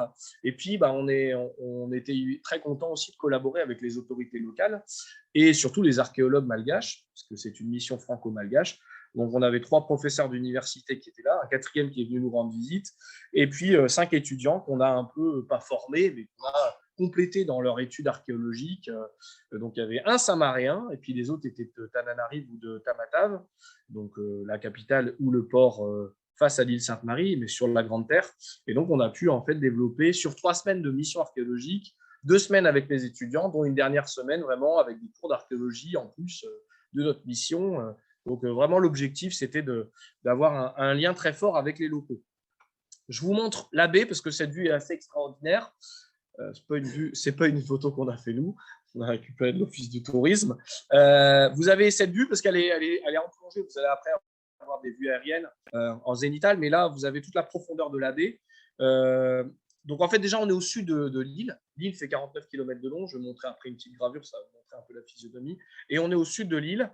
Et on a cette baie, en fait, qui est enclavée, qui est parfaite pour se cacher, en fait, qui est un peu à l'abri des vents. Évidemment, il faut imaginer qu'il n'y avait pas ces ponts, ces digues à l'époque. On avait l'îlot Madame, qui est juste devant, qui était seul à l'avant de la baie, l'îlot Forban, qui est au milieu, l'îlot Forban. C'est pas moi qui l'ai nommé comme ça, hein. C'est le nom déjà ancien de cette île dans les années 1730. Hein. Donc là, on est au top du romantisme. Vous avez le fort de la Possession à gauche, donc qui est à l'entrée de la baie, qui est vraiment face à nous quand on rentre. Le cimetière, parce qu'il faut en parler, puisque ça fait partie de l'image encore un peu galvaudée de l'histoire de la piraterie et notamment de cette île. Et puis l'Eguad, ou Egad, qui est en fait une zone où on fait de l'eau, c'est la zone de ravitaillement. Voilà. Et enfin, évidemment, la zone d'épave, puisque l'île Sainte-Marie, il y a tout dans le même paquet. Il y a les pirates à terre et leurs épaves qu'ils ont parfois coulées volontairement pour bloquer l'entrée de la baie dans la zone où j'ai marqué le mot épave, et qui est en fait actuellement la zone du port, puisqu'il faut évidemment rappeler que en 2000, 2010 et 2015, notre bon Barry Clifford a voyagé dans le monde entier, de Massachusetts jusqu'à Sainte-Marie, à Madagascar, pour s'intéresser à une épave de bateau particulière. Donc en fait, lui, il cherchait l'Adventure Galley, le bateau de William Kidd qui a coulé en fait dans la baie. Hein, et puis William Kidd, le trésor de William Kidd qui n'a jamais été retrouvé, William Kidd qui a été pendu en 1701, je crois, à Londres, donc tout l'imaginaire collectif, etc., associé à ce pirate assez célèbre qui a pareil une vie de pirate très très courte. Donc ce bon Barry cherchait ce bateau, il n'a pas trouvé l'Adventure Galley. Alors, après, il dira qu'il l'a trouvé, mais malheureusement non. Il a trouvé un autre bateau qui est extrêmement intéressant, qui est le supposé Fiery Dragon.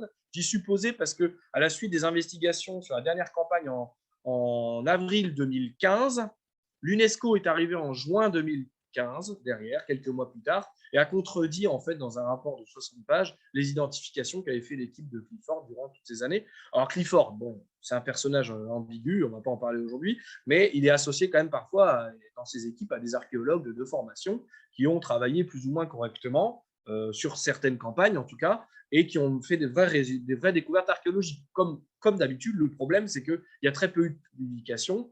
Il y a eu quelques articles de mon collègue et ami John Debris, qui est américain, qui nous a accompagnés sur cette mission en mai 2022, mais qui est assez âgé, donc qui nous a plus guidés sur les zones à examiner, et notamment sur les objets, mais qui lui avait plongé, et donc il y a eu de réelles découvertes. Il a fait quelques articles scientifiques qui ont été reconnus d'ailleurs par la communauté, mais pas de rapport, pas beaucoup de communication, et surtout parfois aussi des tromperies, des erreurs, comme en 2015 où ils ont remonté un lingot en argent qui en fait était un lingot en plomb, un gros lingot comme ça, et que l'UNESCO a réanalysé dans le cabinet du président de la République de Madagascar, puisque le président de la République s'est déplacé à Sainte-Marie, imaginez-vous, à l'époque, pour féliciter les archéologues, enfin, l'équipe de Clifford en tout cas, et en fait, l'UNESCO a vu que c'était du plomb et ce n'était pas de l'argent. Ce qui est le souci avec cette histoire, c'est que déjà, il y a eu pas mal de problèmes derrière, parce qu'ils ont complètement interdit la venue, certes, de Barry Clifford, des archéologues, et puis surtout d'une équipe étrangère pour venir travailler sur place. Donc nous, ça a été quand même relativement compliqué pour accéder au travail archéologique scientifique. D'ailleurs, on avait prévu de plonger, on n'a pas pu plonger. C'est-à-dire 3 semaines, 1 mois avant, ils nous ont interdit la partie sous-marine qui était prévue lors de cette mission-là. En même temps, vu le travail qu'on a eu, heureusement qu'on n'a pas plongé, mais on souhaite en tout cas revenir l'année prochaine pour vraiment plonger sur ces épaves et notamment sur celle-ci. Et puis au-delà de ça, ce lingot, il reste quand même extrêmement intéressant. C'est un lingot du XVIIIe siècle probablement, avec des marques très intéressantes aussi, mais il n'est pas en plomb et il n'appartient probablement pas à l'épave de William Kidd. Mais bon, voilà. Donc derrière, en fait, ça a été très compliqué pour accéder à ce véritable trésor qui est cette île, en fait. Bref, on a réussi à y aller et on a mené un travail qui est inédit, c'est-à-dire là, pour le coup, non pas sur les épaves, mais sur le côté terrestre, qui a amené beaucoup de nouvelles problématiques et surtout la connaissance des pirates à terre. Ça, c'est ce qui nous intéresse particulièrement. Ce qui ne nous a pas empêché de réexaminer le mobilier trouvé sur cette épave du supposé Fiery Dragon et d'amener des problématiques et des recherches complètement nouvelles. Parce qu'en fait, c'est ce qu'on s'est aperçu, c'est que depuis 2000-2010, les objets étaient dans les sachets, ils n'avaient jamais été étudiés. Ils avaient été partiellement photographiés pour les plus belles pièces, mais on a plus de 3000 objets. Ils n'avaient jamais été réexaminés.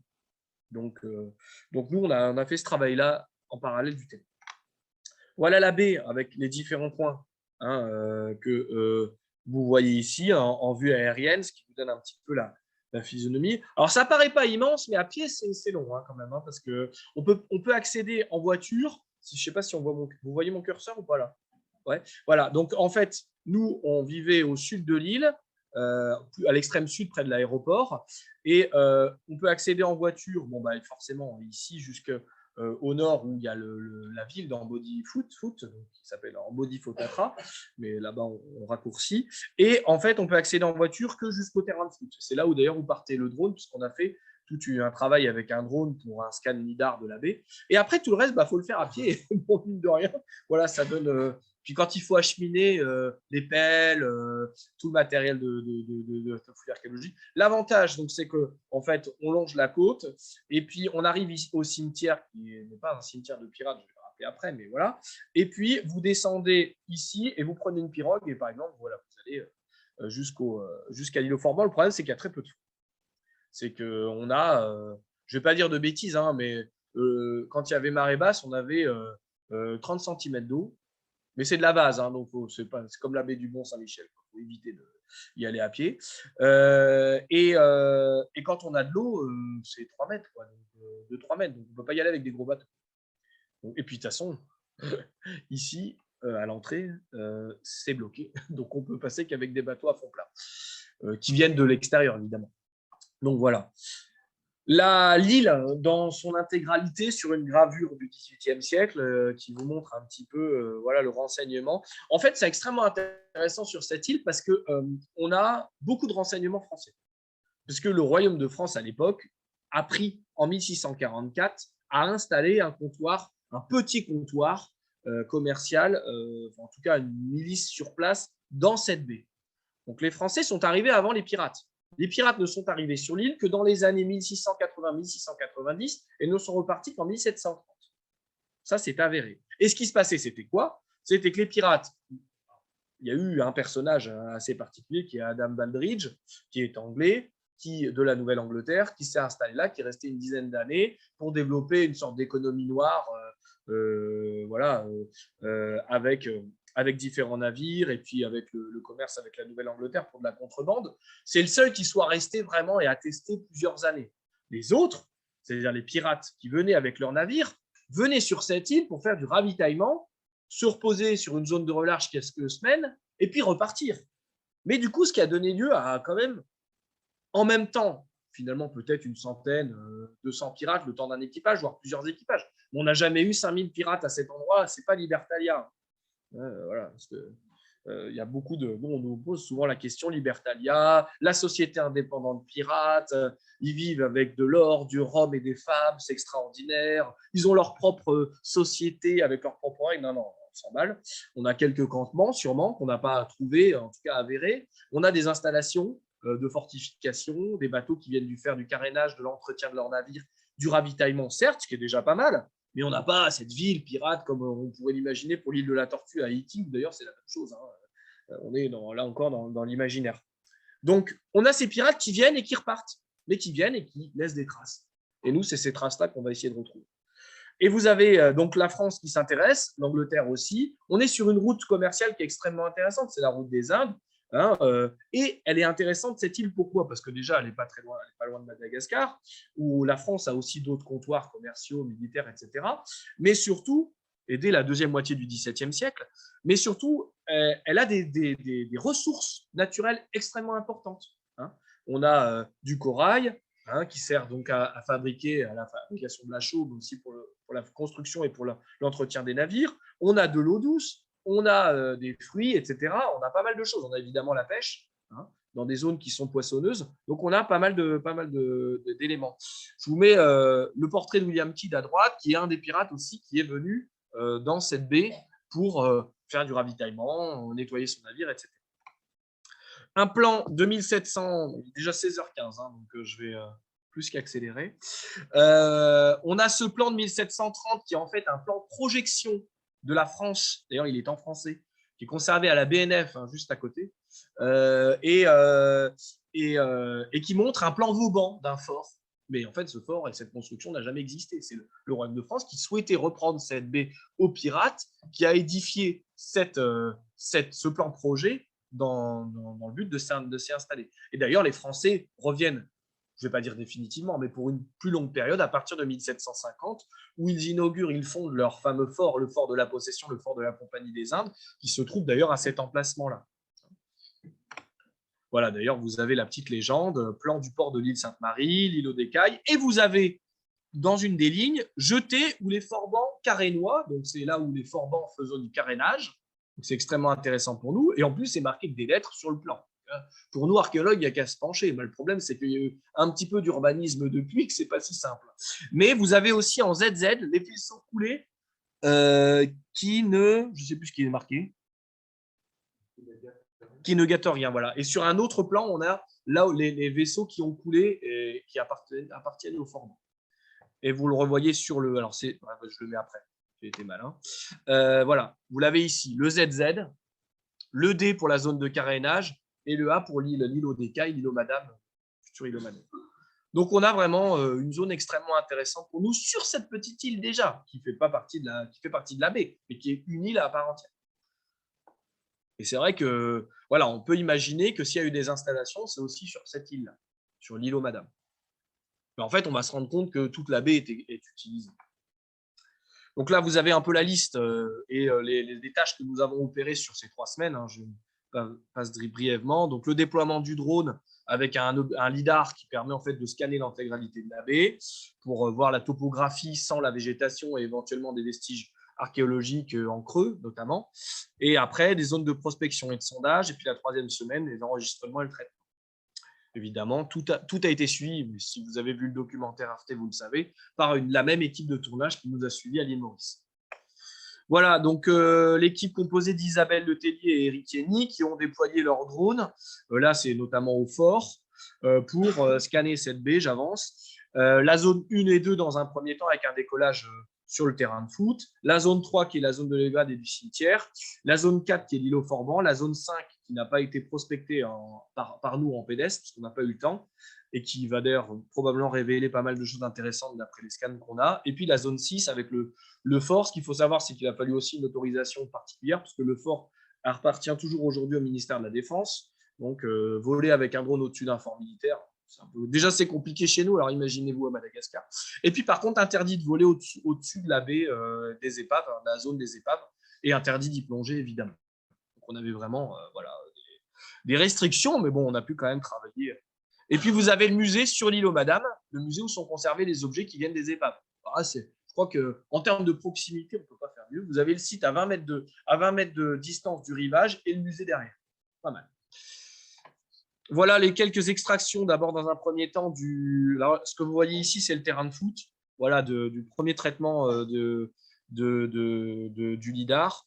Voilà, en fait, c'est un scan 3D. Je passe dans les détails, on n'a pas le temps. Ça donne une image un petit peu. Donc là, c'est un imprimé écran, pas terrible, mais qui vous donne un peu le volume un petit peu de toutes ces crêtes, de toutes ces petites collines. Le terrain de foot, le cimetière dit des pirages, avec plein de guillemets.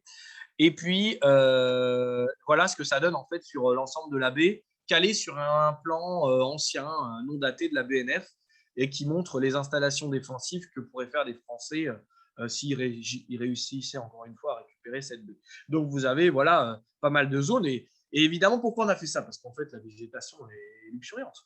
Et qu'en fait, quand vous êtes dans les fougères, rien qu'en forêt de Fontainebleau, je suis de là-bas, je le sais. Donc, imaginez-vous là-bas, c'est pareil, on ne voit rien.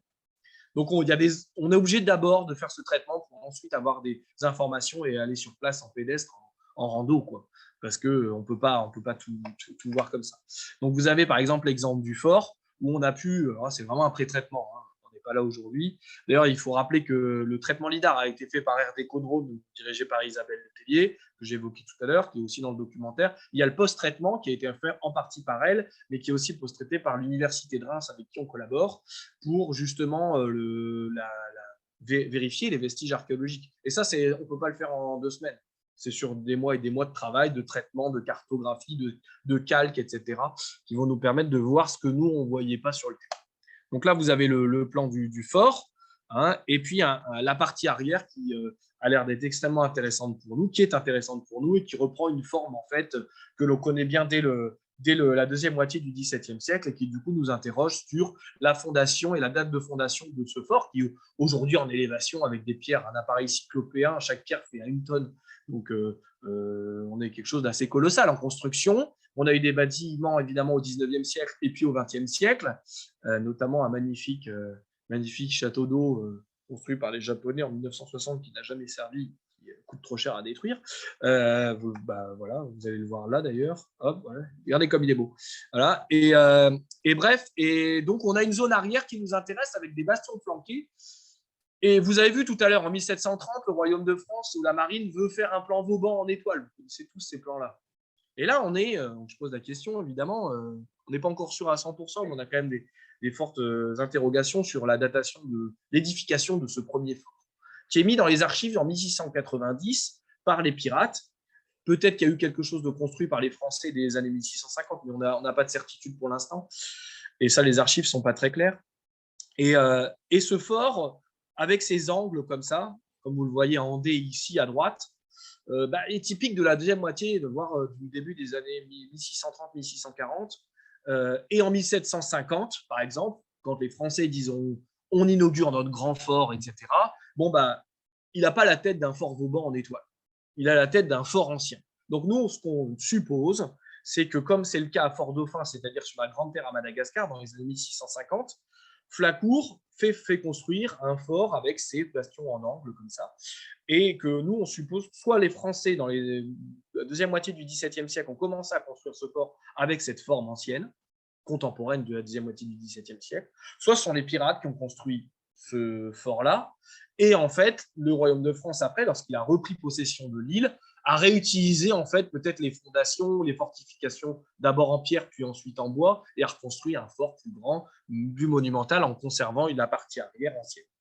Et là, qu'est-ce qui intervient là-dessus pour avoir une vérification de la chronologie? C'est l'archéologie du bâti, c'est-à-dire travailler sur les parements, la forme des murs, etc. Donc là, c'est encore en cours, mais on part plutôt sur une hypothèse de phase plutôt ancienne, ce qui paraît très logique aussi, parce que construire un fort à cet endroit-là, on l'a vu, les Français veulent le faire, pourquoi pas les pirates, puisque c'est une zone qui permet d'avoir une vue complète sur l'entrée de la mer.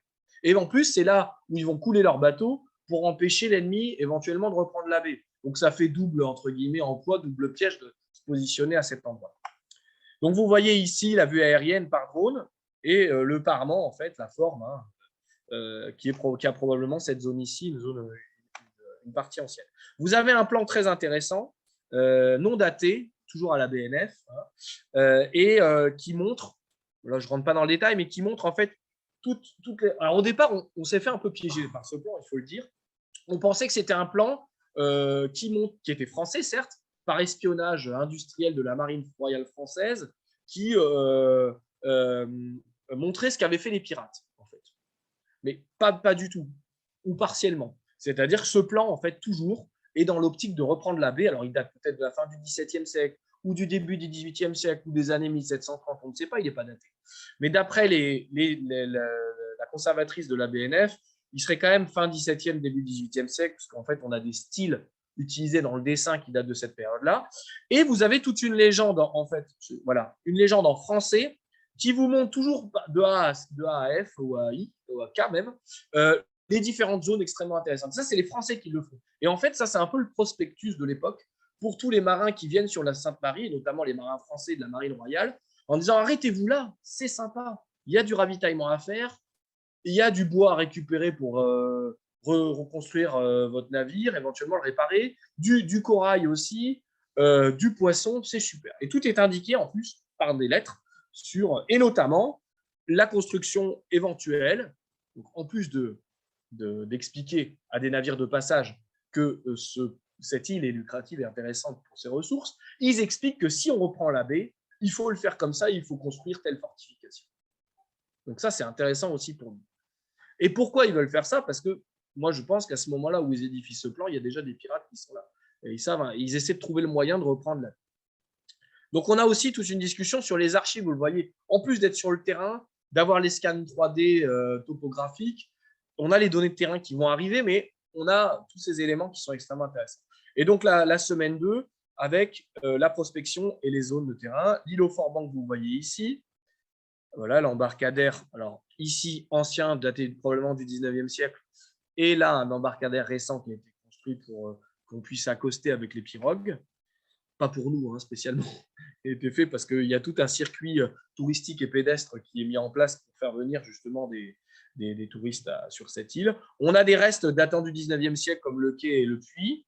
Donc, on a des vestiges encore visibles. Et puis, on en a d'autres qui ne sont pas visibles, notamment quand on a monté quelques sondages. Parce que, alors, ce qu'il faut savoir, c'est qu'une campagne de prospection et de sondage, ce n'est pas une grande campagne de fouille. La fouille, c'est on va ouvrir sur des centaines de mètres, ou au moins 30, 40 mètres, des grandes fenêtres. Nous, on fait des petits sondages de 2 mètres maximum, d'1 mètre sur 1 mètre, pour d'abord, dans un premier temps, s'assurer qu'il y a des vestiges. Et on reviendra plus tard, probablement en 2024, pour amorcer et développer un peu cette fouille. Et donc, on a forcément sur des petites fenêtres des éléments ténus, mais qui nous apportent énormément d'informations, notamment la trace d'anciens cheminements, et puis la découverte de corail brûlé, qui va nous aider donc là, c'est vraiment… C'était affleurant, donc on a juste creusé derrière. Et qui va nous permettre de réfléchir. Et on le sait, c'est marqué sur les différents plans. Le corail sert à quelque chose sur place. Et on a des archives aux Caraïbes, en Amérique, etc. Ils nous disent que le corail brûlé, ils le brûlent. Ils le brûlent sur l'île Forban. Pourquoi? Parce que l'île est justement un peu excentrée des zones de vie. Donc, ils ne vivaient pas sur l'île Forban, les pirates. Ils faisaient brûler leur corail, ça créait quelque chose de très toxique, la chaux, le corail et le coquillage brûlé, il ne faut pas être trop près. Et derrière, ils créent une sorte de mélange, de mixture qu'ils appliquent ensuite sur le bateau lors de sa phase de carénage, c'est-à-dire mettre le bateau à sec. Et ils entretiennent leur bateau. Et aujourd'hui, ça se fait toujours, le carénage, d'ailleurs, pour toutes les embarcations. Et ils enlèvent tous les coquillages. Ils nettoient en fait la coque. Et ça aide à enlever toutes les impuretés. Donc là, il y a une belle reconstitution dans le documentaire par Anthony Carnet pour Gédéon qui montre en fait un petit peu le processus. C'est extrêmement intéressant parce que moi, si je vous montre que le corail, c'est peu parlant. Et voilà, donc on a des coquillages et tout ça, c'est brûlé. On le voit, nous, on est archéologues, on sait ce qui est brûlé, ce qui est rubéfié, de ce qui n'est pas brûlé. Donc ça, on le voit. Il y a une altération volontaire. Et en plus, au milieu de tout ça, on a eu quoi? On a eu des clous de carvel. Ce sont des clous de chaloupe ou de bateau, probablement liés à des restes de bois qui ont été mis avec le corail pour que tout ça, ça brûle plus vite, ça soit alimenté. Et on a des petits clous en bronze, des clous en fer, et au milieu de tout ça, juste à côté, d'ailleurs sur le même sondage, on a un polissoir en pierre basaltique qui n'a absolument rien à faire là, parce que ce n'est pas du tout endémique à l'île. Donc on montre encore une fois qu'on a ces éléments qui sont là. Et juste à côté, un petit tesson de céramique, de porcelaine chinoise qui date de la fin du XVIIe et du début du XVIIIe siècle. Donc l'ensemble nous fait penser qu'on n'est pas sur une installation française du XIXe siècle, mais qu'on est bien sur une occupation pirate sur cette zone. Donc c'est un de petits indices, mais qui nous permettent vraiment d'attester la vie sur place. Et surtout, c'est toujours dans cette optique de ravitaillement, de nettoyage, de stop sur un temps court des pirates. Donc voilà, vous voyez ce qu'on arrive à faire avec l'archéologie, c'est formidable. Avec un petit fragment, voilà, on a des modèles d'ailleurs de porcelaine qui ont été trouvés sur l'autre épave, le supposé Fieri Dragon dans la baie, qui sont conservés au musée juste à côté et qui sont complètement identiques avec le même type de motif. Voilà. Je passe rapidement sur d'autres sondages, voilà, des zones de tuiles qui ont été retrouvées aussi, là, qui dateraient plutôt du 19e siècle.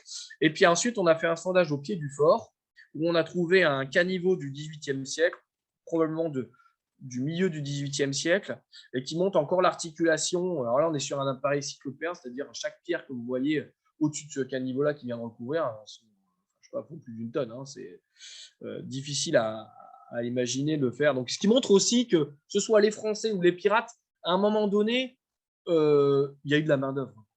Ils n'ont pas fait ça juste avec leurs petits équipages. Et surtout, il y a des pirates qui pilotaient tout ça. Parce qu'un fort, voilà. Faut pas oublier, ce sont des marins, mais ce sont des marins qui ont une deuxième vie.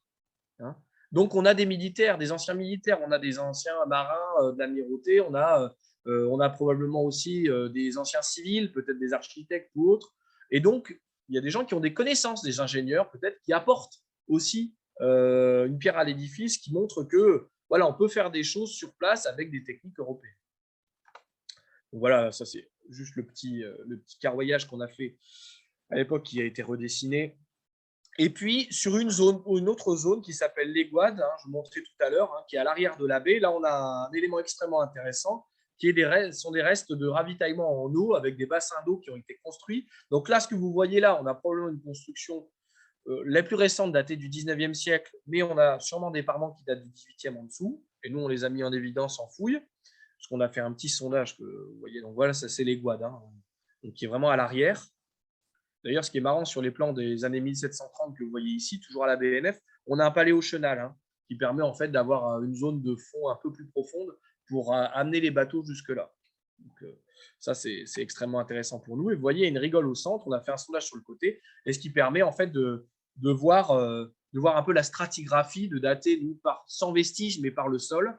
Et donc, on serait probablement sur une fabrication qui ressemble un peu à ce qu'on a aux Antilles aussi, donc sur le courant du XVIIIe siècle.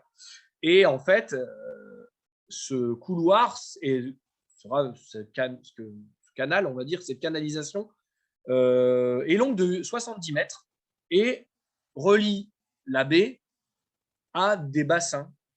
Donc là, dont les parements ont l'air plus récents, depuis le 19e siècle, notamment avec des restes de briques que vous voyez ici. Mais bon, si c'est installé au 19e siècle, ça veut dire qu'au 18e siècle, c'était déjà en place. Peut-être de manière plus rudimentaire, mais en tout cas, c'était là. Et ça alimente une zone de ravitaillement en eau douce. Donc là, c'est encore une fois extrêmement intéressant. Vous verrez dans le documentaire, on va montrer toutes les images, mais encore de sa reconstitution où on voit les tonneaux qui sont remplis d'eau et puis après acheminés jusqu'au bateau. Donc là, on a le ravitaillement en eau que les Français ont utilisé, que les pirates ont utilisé. Donc c'est assez chouette pour nous. Et puis, on a une dernière zone qu'on a fouillée en hauteur, au-dessus en fait de la zone de l'Aiguade, sur une petite colline, où là, on a fait 2 sondages qui étaient négatifs par la découverte de vestiges archéologiques, mais on a mis en place des paléosols, c'est-à-dire des zones d'occupation humaine anciennes. Donc ça se lit dans la terre, en fait, dans la stratigraphie. Et en prospection juste à côté, parce qu'on avait un petit potager, on avait du manioc qui venait d'être planté, avec de la terre qui était retournée, on a trouvé probablement la découverte la plus intéressante de toute cette campagne, c'est des tessons de céramique et de pierre olaire, qu'on appelle le chlorithoschiste, qui est en fait un mix, si vous voulez, je caricature, mais entre la pierre, c'est de la pierre tendre, c'est à moitié de la céramique, à moitié de la pierre. Et ça, c'est produit sur la Grande Terre à Madagascar, plutôt du côté du nord-est, vers Vohemar.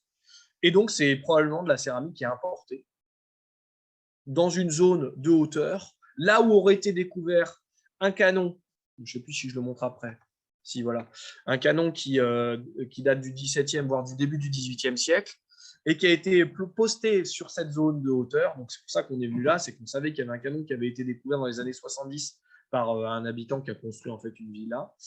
Et en plus, on trouve ces céramiques malgaches qui montrent en fait que entre le 15e et le 17e siècle, et c'est le cas d'ailleurs durant la période d'occupation des pirates, les locaux sont là, vivent avec les pirates, parfois même vivent dans les mêmes cases que les pirates, c'est-à-dire qu'il y a du métissage qui se met en place, des accords en plus, tout ça pour que, évidemment, il y ait des échanges et que ce soit profitable à tous.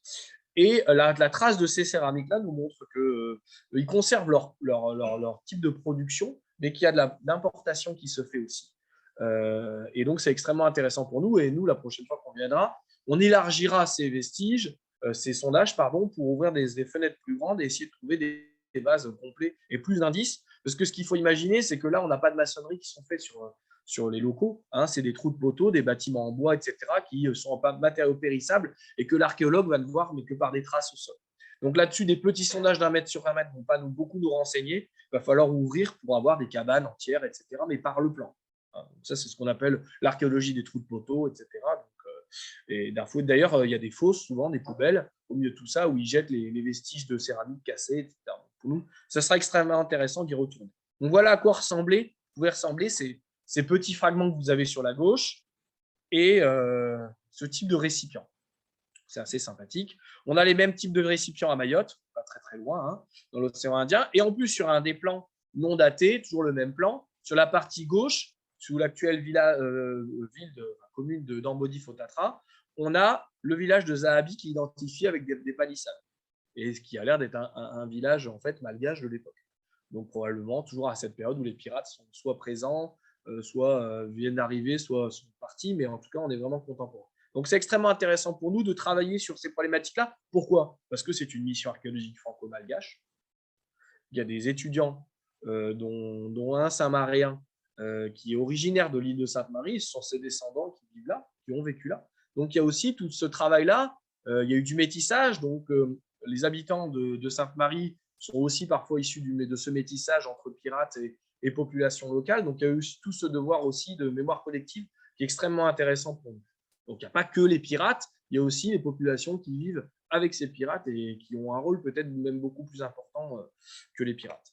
Voilà, le petit canon très vite qui a été redécouvert dans l'habitation, la résidence du Jardin d'Éden, c'est son nom, et qui est un canon très particulier, hein, qui est un peu, entre guillemets, un unicum, c'est-à-dire quelque chose qui ne rentre pas dans le cadre des ordonnances européennes de l'époque. Donc, on est en train de travailler sur sa datation et son origine.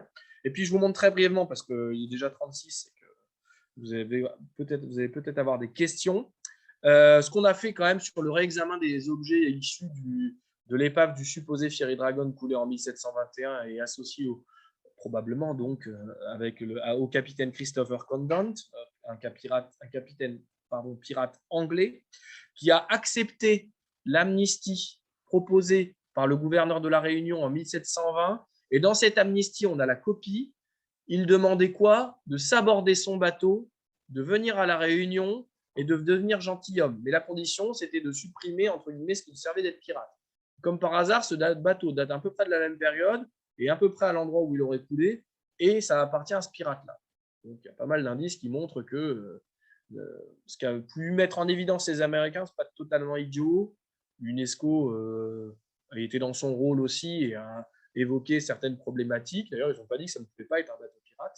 C'est plus sur des analyses de bois qui ont montré que c'était un peu discordant. Mais nous, en travaillant sur les archives, et longtemps d'ailleurs, ça fait 3 ans qu'on préparait cette mission, et sur le mobilier qu'on vient de réexaminer, on a quand même des indices qui nous montrent que ça pourrait être ce bateau.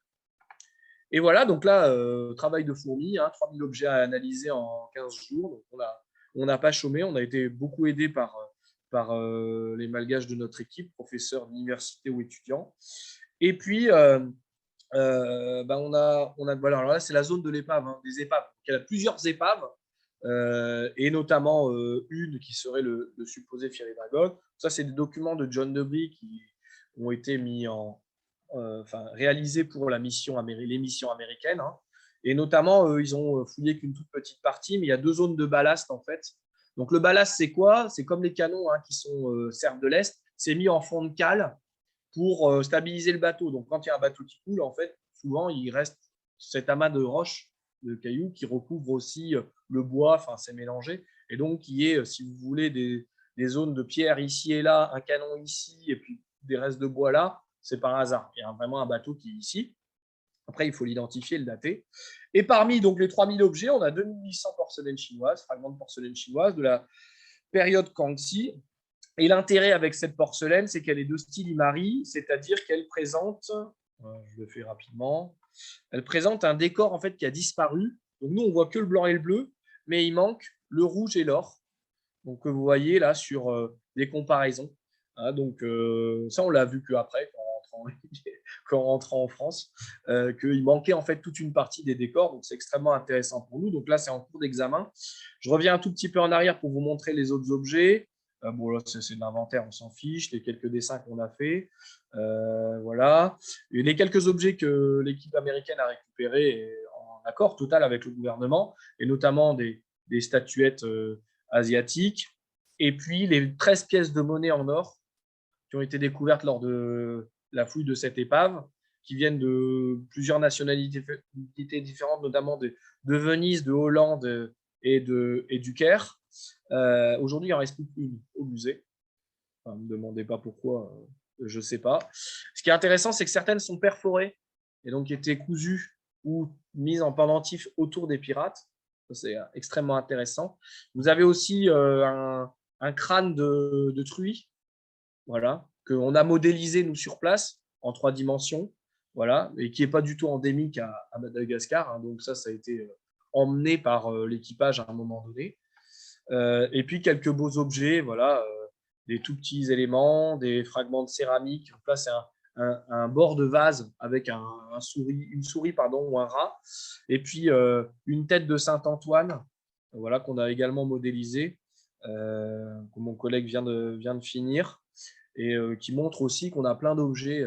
Voilà, on sort du cadre du trésor, il y a des pièces de monnaie, certes, mais vous voyez, on a d'autres beaux objets qui ne demandent qu'à être étudiés, analysés.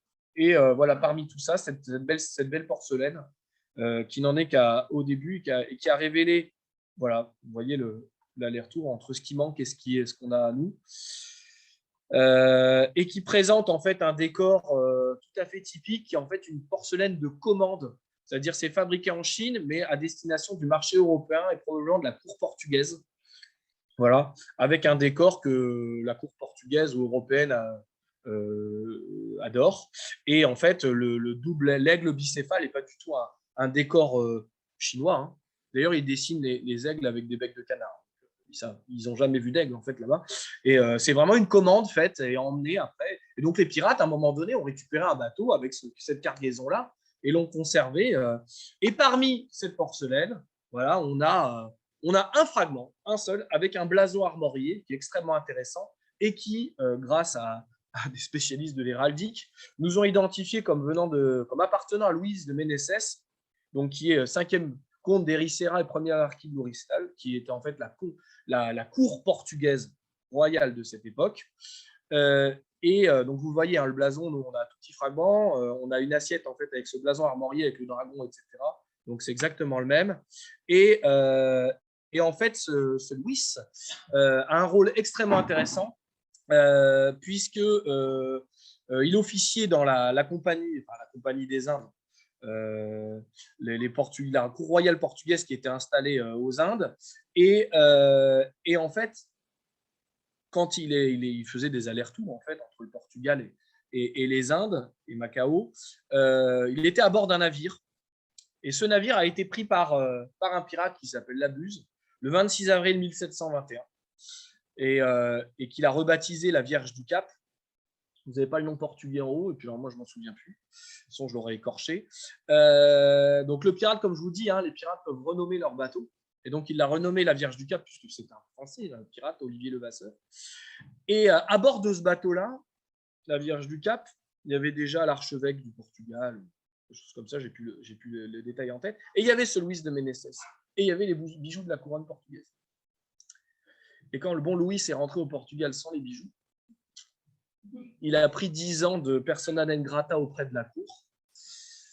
Et c'est assez drôle parce qu'on a été contacté par les Ménécès d'aujourd'hui qui nous ont dit que ce 26 avril leur avait beaucoup coûté, puisqu'ils ont perdu toute une partie de leur héritage, parce que c'était en fait des nobles assez riches à l'époque. Et c'est juste pour la petite histoire. On n'est pas en train de tirer des conclusions sur le trésor de la Buse qui a été récupéré à ce moment-là, alors que Louis de Ménécès était à bord, et qu'après, il est probablement venu à l'île de Sainte-Marie, etc.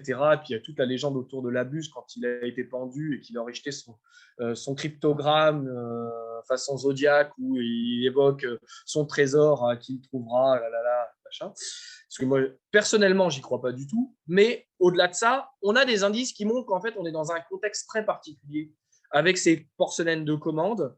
Et peut-être que ce petit fragment appartient aussi à une assiette qui venait de cette prise de la Buse. On est en 1721, hein, le bateau aurait coulé en 1721 aussi, notre probable Fiery Dragon. Donc on est à la même période. Et on sait qu'Olivier Levasseur est venu à Sainte-Marie, tout comme l'avait fait John Bowen 20 ans plus tôt. Donc on est sur ce repère de pirates qui est là. Vous le verrez dans le documentaire, il y a toute une séquence imaginez qui montre les pirates faire du troc avec leurs marchandises. Et les porcelaines, eux, ils n'en faisaient rien. Elles étaient là pour être vendues. Et parfois, ça coûtait moins cher aux politiciens, aux nobles de Nouvelle-Angleterre, notamment à Boston, de passer par la contrebande plutôt que d'acheter en direct. Donc voilà, il y a tout ce travail-là aussi commercial qui est extrêmement intéressant autour de ces pirates. Voilà, j'ai terminé. Je vous remercie. Voici un peu tous ceux qui nous ont encadrés, aidés, sponsors, etc., universitaires et autres. Et puis, évidemment, je refais de la pub pour le documentaire qui a été diffusé samedi dernier. Ça a bien marché. Ça continue à bien marcher à la fois sur la plateforme Arte TV et puis sur YouTube. Ça a fait plus de 200 000 vues en 2 jours, donc on est plutôt content. Et voilà, et on espère que tout ça va nous permettre aussi de pouvoir retourner et à l'île Maurice et à Madagascar pour continuer nos recherches. Merci beaucoup.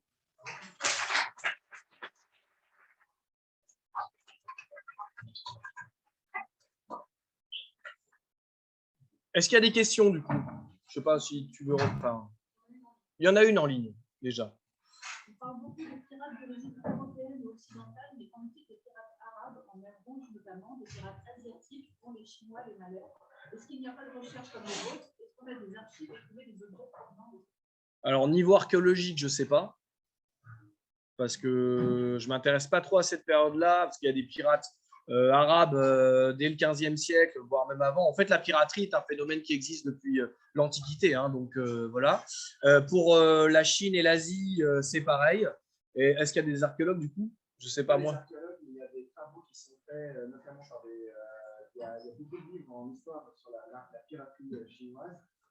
Il y en a peut-être un sinologue américain qui est parti de la retraite et qui a travaillé, qui a parlé des 3 âges de la piraterie chinoise. Vous avez des ouvrages là-dessus qui existent. Et il y a un personnage pirate chinois qui est très bien connu, qui s'appelle Coxinga, parce que c'est lui qui a repris l'île de Formose, donc l'actuelle Taïwan, et qui a fait toute une histoire là-dessus, toute une histoire. Et puis après, je ne sais pas si on entend. Chinois, c'est ce qu'on appelle les Woku, Wagyu, tout un truc. C'est très complexe. Il y a des gens plus adeptes que moi qui peuvent en parler plus longuement. Donc, c'est Roberto Barazzuti, qui est historien et qui vient de prendre la parole. Je ne sais pas si on a entendu, mais voilà, en tout cas, on pourra donner des informations complémentaires si on nous envoie la question et si on nous contacte par email. D'autres questions dans le public, peut-être, oui? Le documentaire sur Arte parlait devant il y avait de 5 bateaux coulés en défense. Oui, c'est. Alors, je crois que c'est moi qui suis interviewé à ce moment-là et qui dis ça. Donc, on parle de 4-5 épaves. Alors, en fait, il y a plus d'épaves que ça. Vous l'avez vu, géolocalisées. Elles ne sont pas toutes contemporaines des pirates. En fait, ça, c'est des informations qui sont liées aux expéditions de Clifford, qui identifient, et l'UNESCO a repris ça, qui identifie au minimum 3 épaves, voire 5. Voilà, mais après, l'identification, qui identifie, c'est-à-dire la zone, pas l'identification du bateau. Mais après, le détail vraiment sur l'emplacement, pourquoi pas, de toute façon, il suffit d'y plonger, mais comme on ne peut plus y plonger depuis 2015, c'est compliqué. Mais moi, j'ai vu des choses écrites là-dessus. Par contre, sur l'identification des bateaux et donc leur datation, ce que pouvaient dire à l'époque les Américains en voyant quelques vestiges dans la base. On est à 8 mètres de profondeur dans la baie Fotatra, côté épave. Les bateaux sont à 8 mètres de profondeur, ce qui est assez peu. Mais on n'est pas du tout comme à l'île Maurice où on a une visibilité de 10 mètres. On a 1 mètre, 1 mètre 50 maximum parce que c'est vaseux. Donc la vase, forcément, faut vraiment choisir son moment pour y plonger. Après, on peut y plonger quand même toute l'année puisque l'avantage, c'est qu'on est dans une baie enclavée, on n'a pas les conditions de l'île Maurice. Donc ça reste à vérifier. Mais oui, c'est ce qui est supposé en tout cas. Oui. Sur l'île Sainte-Marie, on trouve le cimetière des pirates, mais on dit qu'il ne s'agit pas véritablement d'un cimetière, que les tombes sont là, mais que les corps n'ont jamais été enterrés ici. Oui, alors j'ai pas eu le temps de m'y pencher. Je pensais que j'avais mis une slide où je parlais du cimetière des pirates, pas du tout. Donc vous avez vu, à un moment, je parle de cimetière, je localise. Donc c'est un cimetière qui est un réel cimetière ancien, mais qui date du 19e siècle.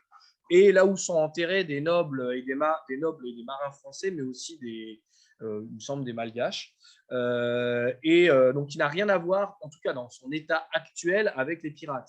Et il a été appelé cimetière des pirates, aussi pour faire venir du monde et pour parler du seul cimetière pirate, mais en fait, ça n'est pas un cimetière pirate. En fait, pour la petite histoire, il y a une des pierres tombales, puisque ce sont des pierres tombales, en fait, il y a une des pierres tombales qui est bien visible et qui a un crâne avec 2 tibias croisés. Et en fait, c'est un marin français du début des années 1820, je crois, qui a été enterré là, qui faisait partie d'une expédition française sur la Normande, je crois, tel bateau, qui venait en fait, comme beaucoup d'expéditions françaises, faire de l'exploration, essayer de reprendre un petit peu la baie, etc. Bien qu'il n'y ait plus de menaces pirates à cette période-là, mais en tout cas, et qui sont morts de la fièvre, partie de cet équipage-là, et donc certains ont été enterrés sur place. Et c'est son ami, alors j'ai plus le nom de son ami, mais qui a fait graver en fait pour la blague un crâne et des tibias croisés. C'est expliqué dans le documentaire, c'est assez marrant. Du coup, mais c'est important de casser un peu cette histoire-là parce que même encore il y a très récemment, en 2020, même en 2021, j'ai vu des articles disant qu'il y avait des vrais cimetières des pirates, qu'ils étaient là, etc. Et c'est un peu comme ce qui se passe à Saint-Paul de la Réunion, où vous avez le cimetière marin et il y a la tombe de la Buse. Bah, sauf que non, c'est une fausse tombe qui a été faite dans les années 70, avec probablement une ancienne tombe du 19e siècle. Je n'ai plus l'histoire exactement. Mais c'est indiqué, en fait, que c'est une fausse tombe et que c'est plus un hommage. Mais après, les gens reprennent ça et disent, bon, ben voilà, en fait, des pirates, comme vous l'avez compris, ils ne sont pas enterrés. Et surtout pas dans les cimetières chrétiens catholiques, parce que ce sont des malfrats et que voilà. Alors, il existe des pirates repentis, des pirates qui finissent gentilshommes, comme John Bowen finit gentilhomme, comme Christopher Condent, qui vient finir sa vie dans le Morbihan à Port-Louis. Hein, on en parle aussi dans le documentaire, puisqu'il a été amnistié. Il repart à La Réunion, mais il rentre à Port-Louis dans le Morbihan et il est marié avec une Française. Bon, ça, on a l'acte de mariage. Hein. Il ne parlait pas un mot de français d'ailleurs, donc ça a dû être assez cocasse la vie à deux au début. Et puis d'ailleurs, on sait que lors du mariage, il y a des hommes armés qui sont là, qui veulent s'assurer qu'ils rentrent vraiment dans la vie bourgeoise et devient maître de barque. C'est assez intéressant pour nous. Donc lui, peut-être qu'il a été mort, il est mort à un moment donné. Il a été enterré dans un cimetière normal, classique, mais la plupart ne sont pas enterrés. Donc cimetière des pirates, on aimerait bien, hein, mais non. Est-ce qu'il y a d'autres questions?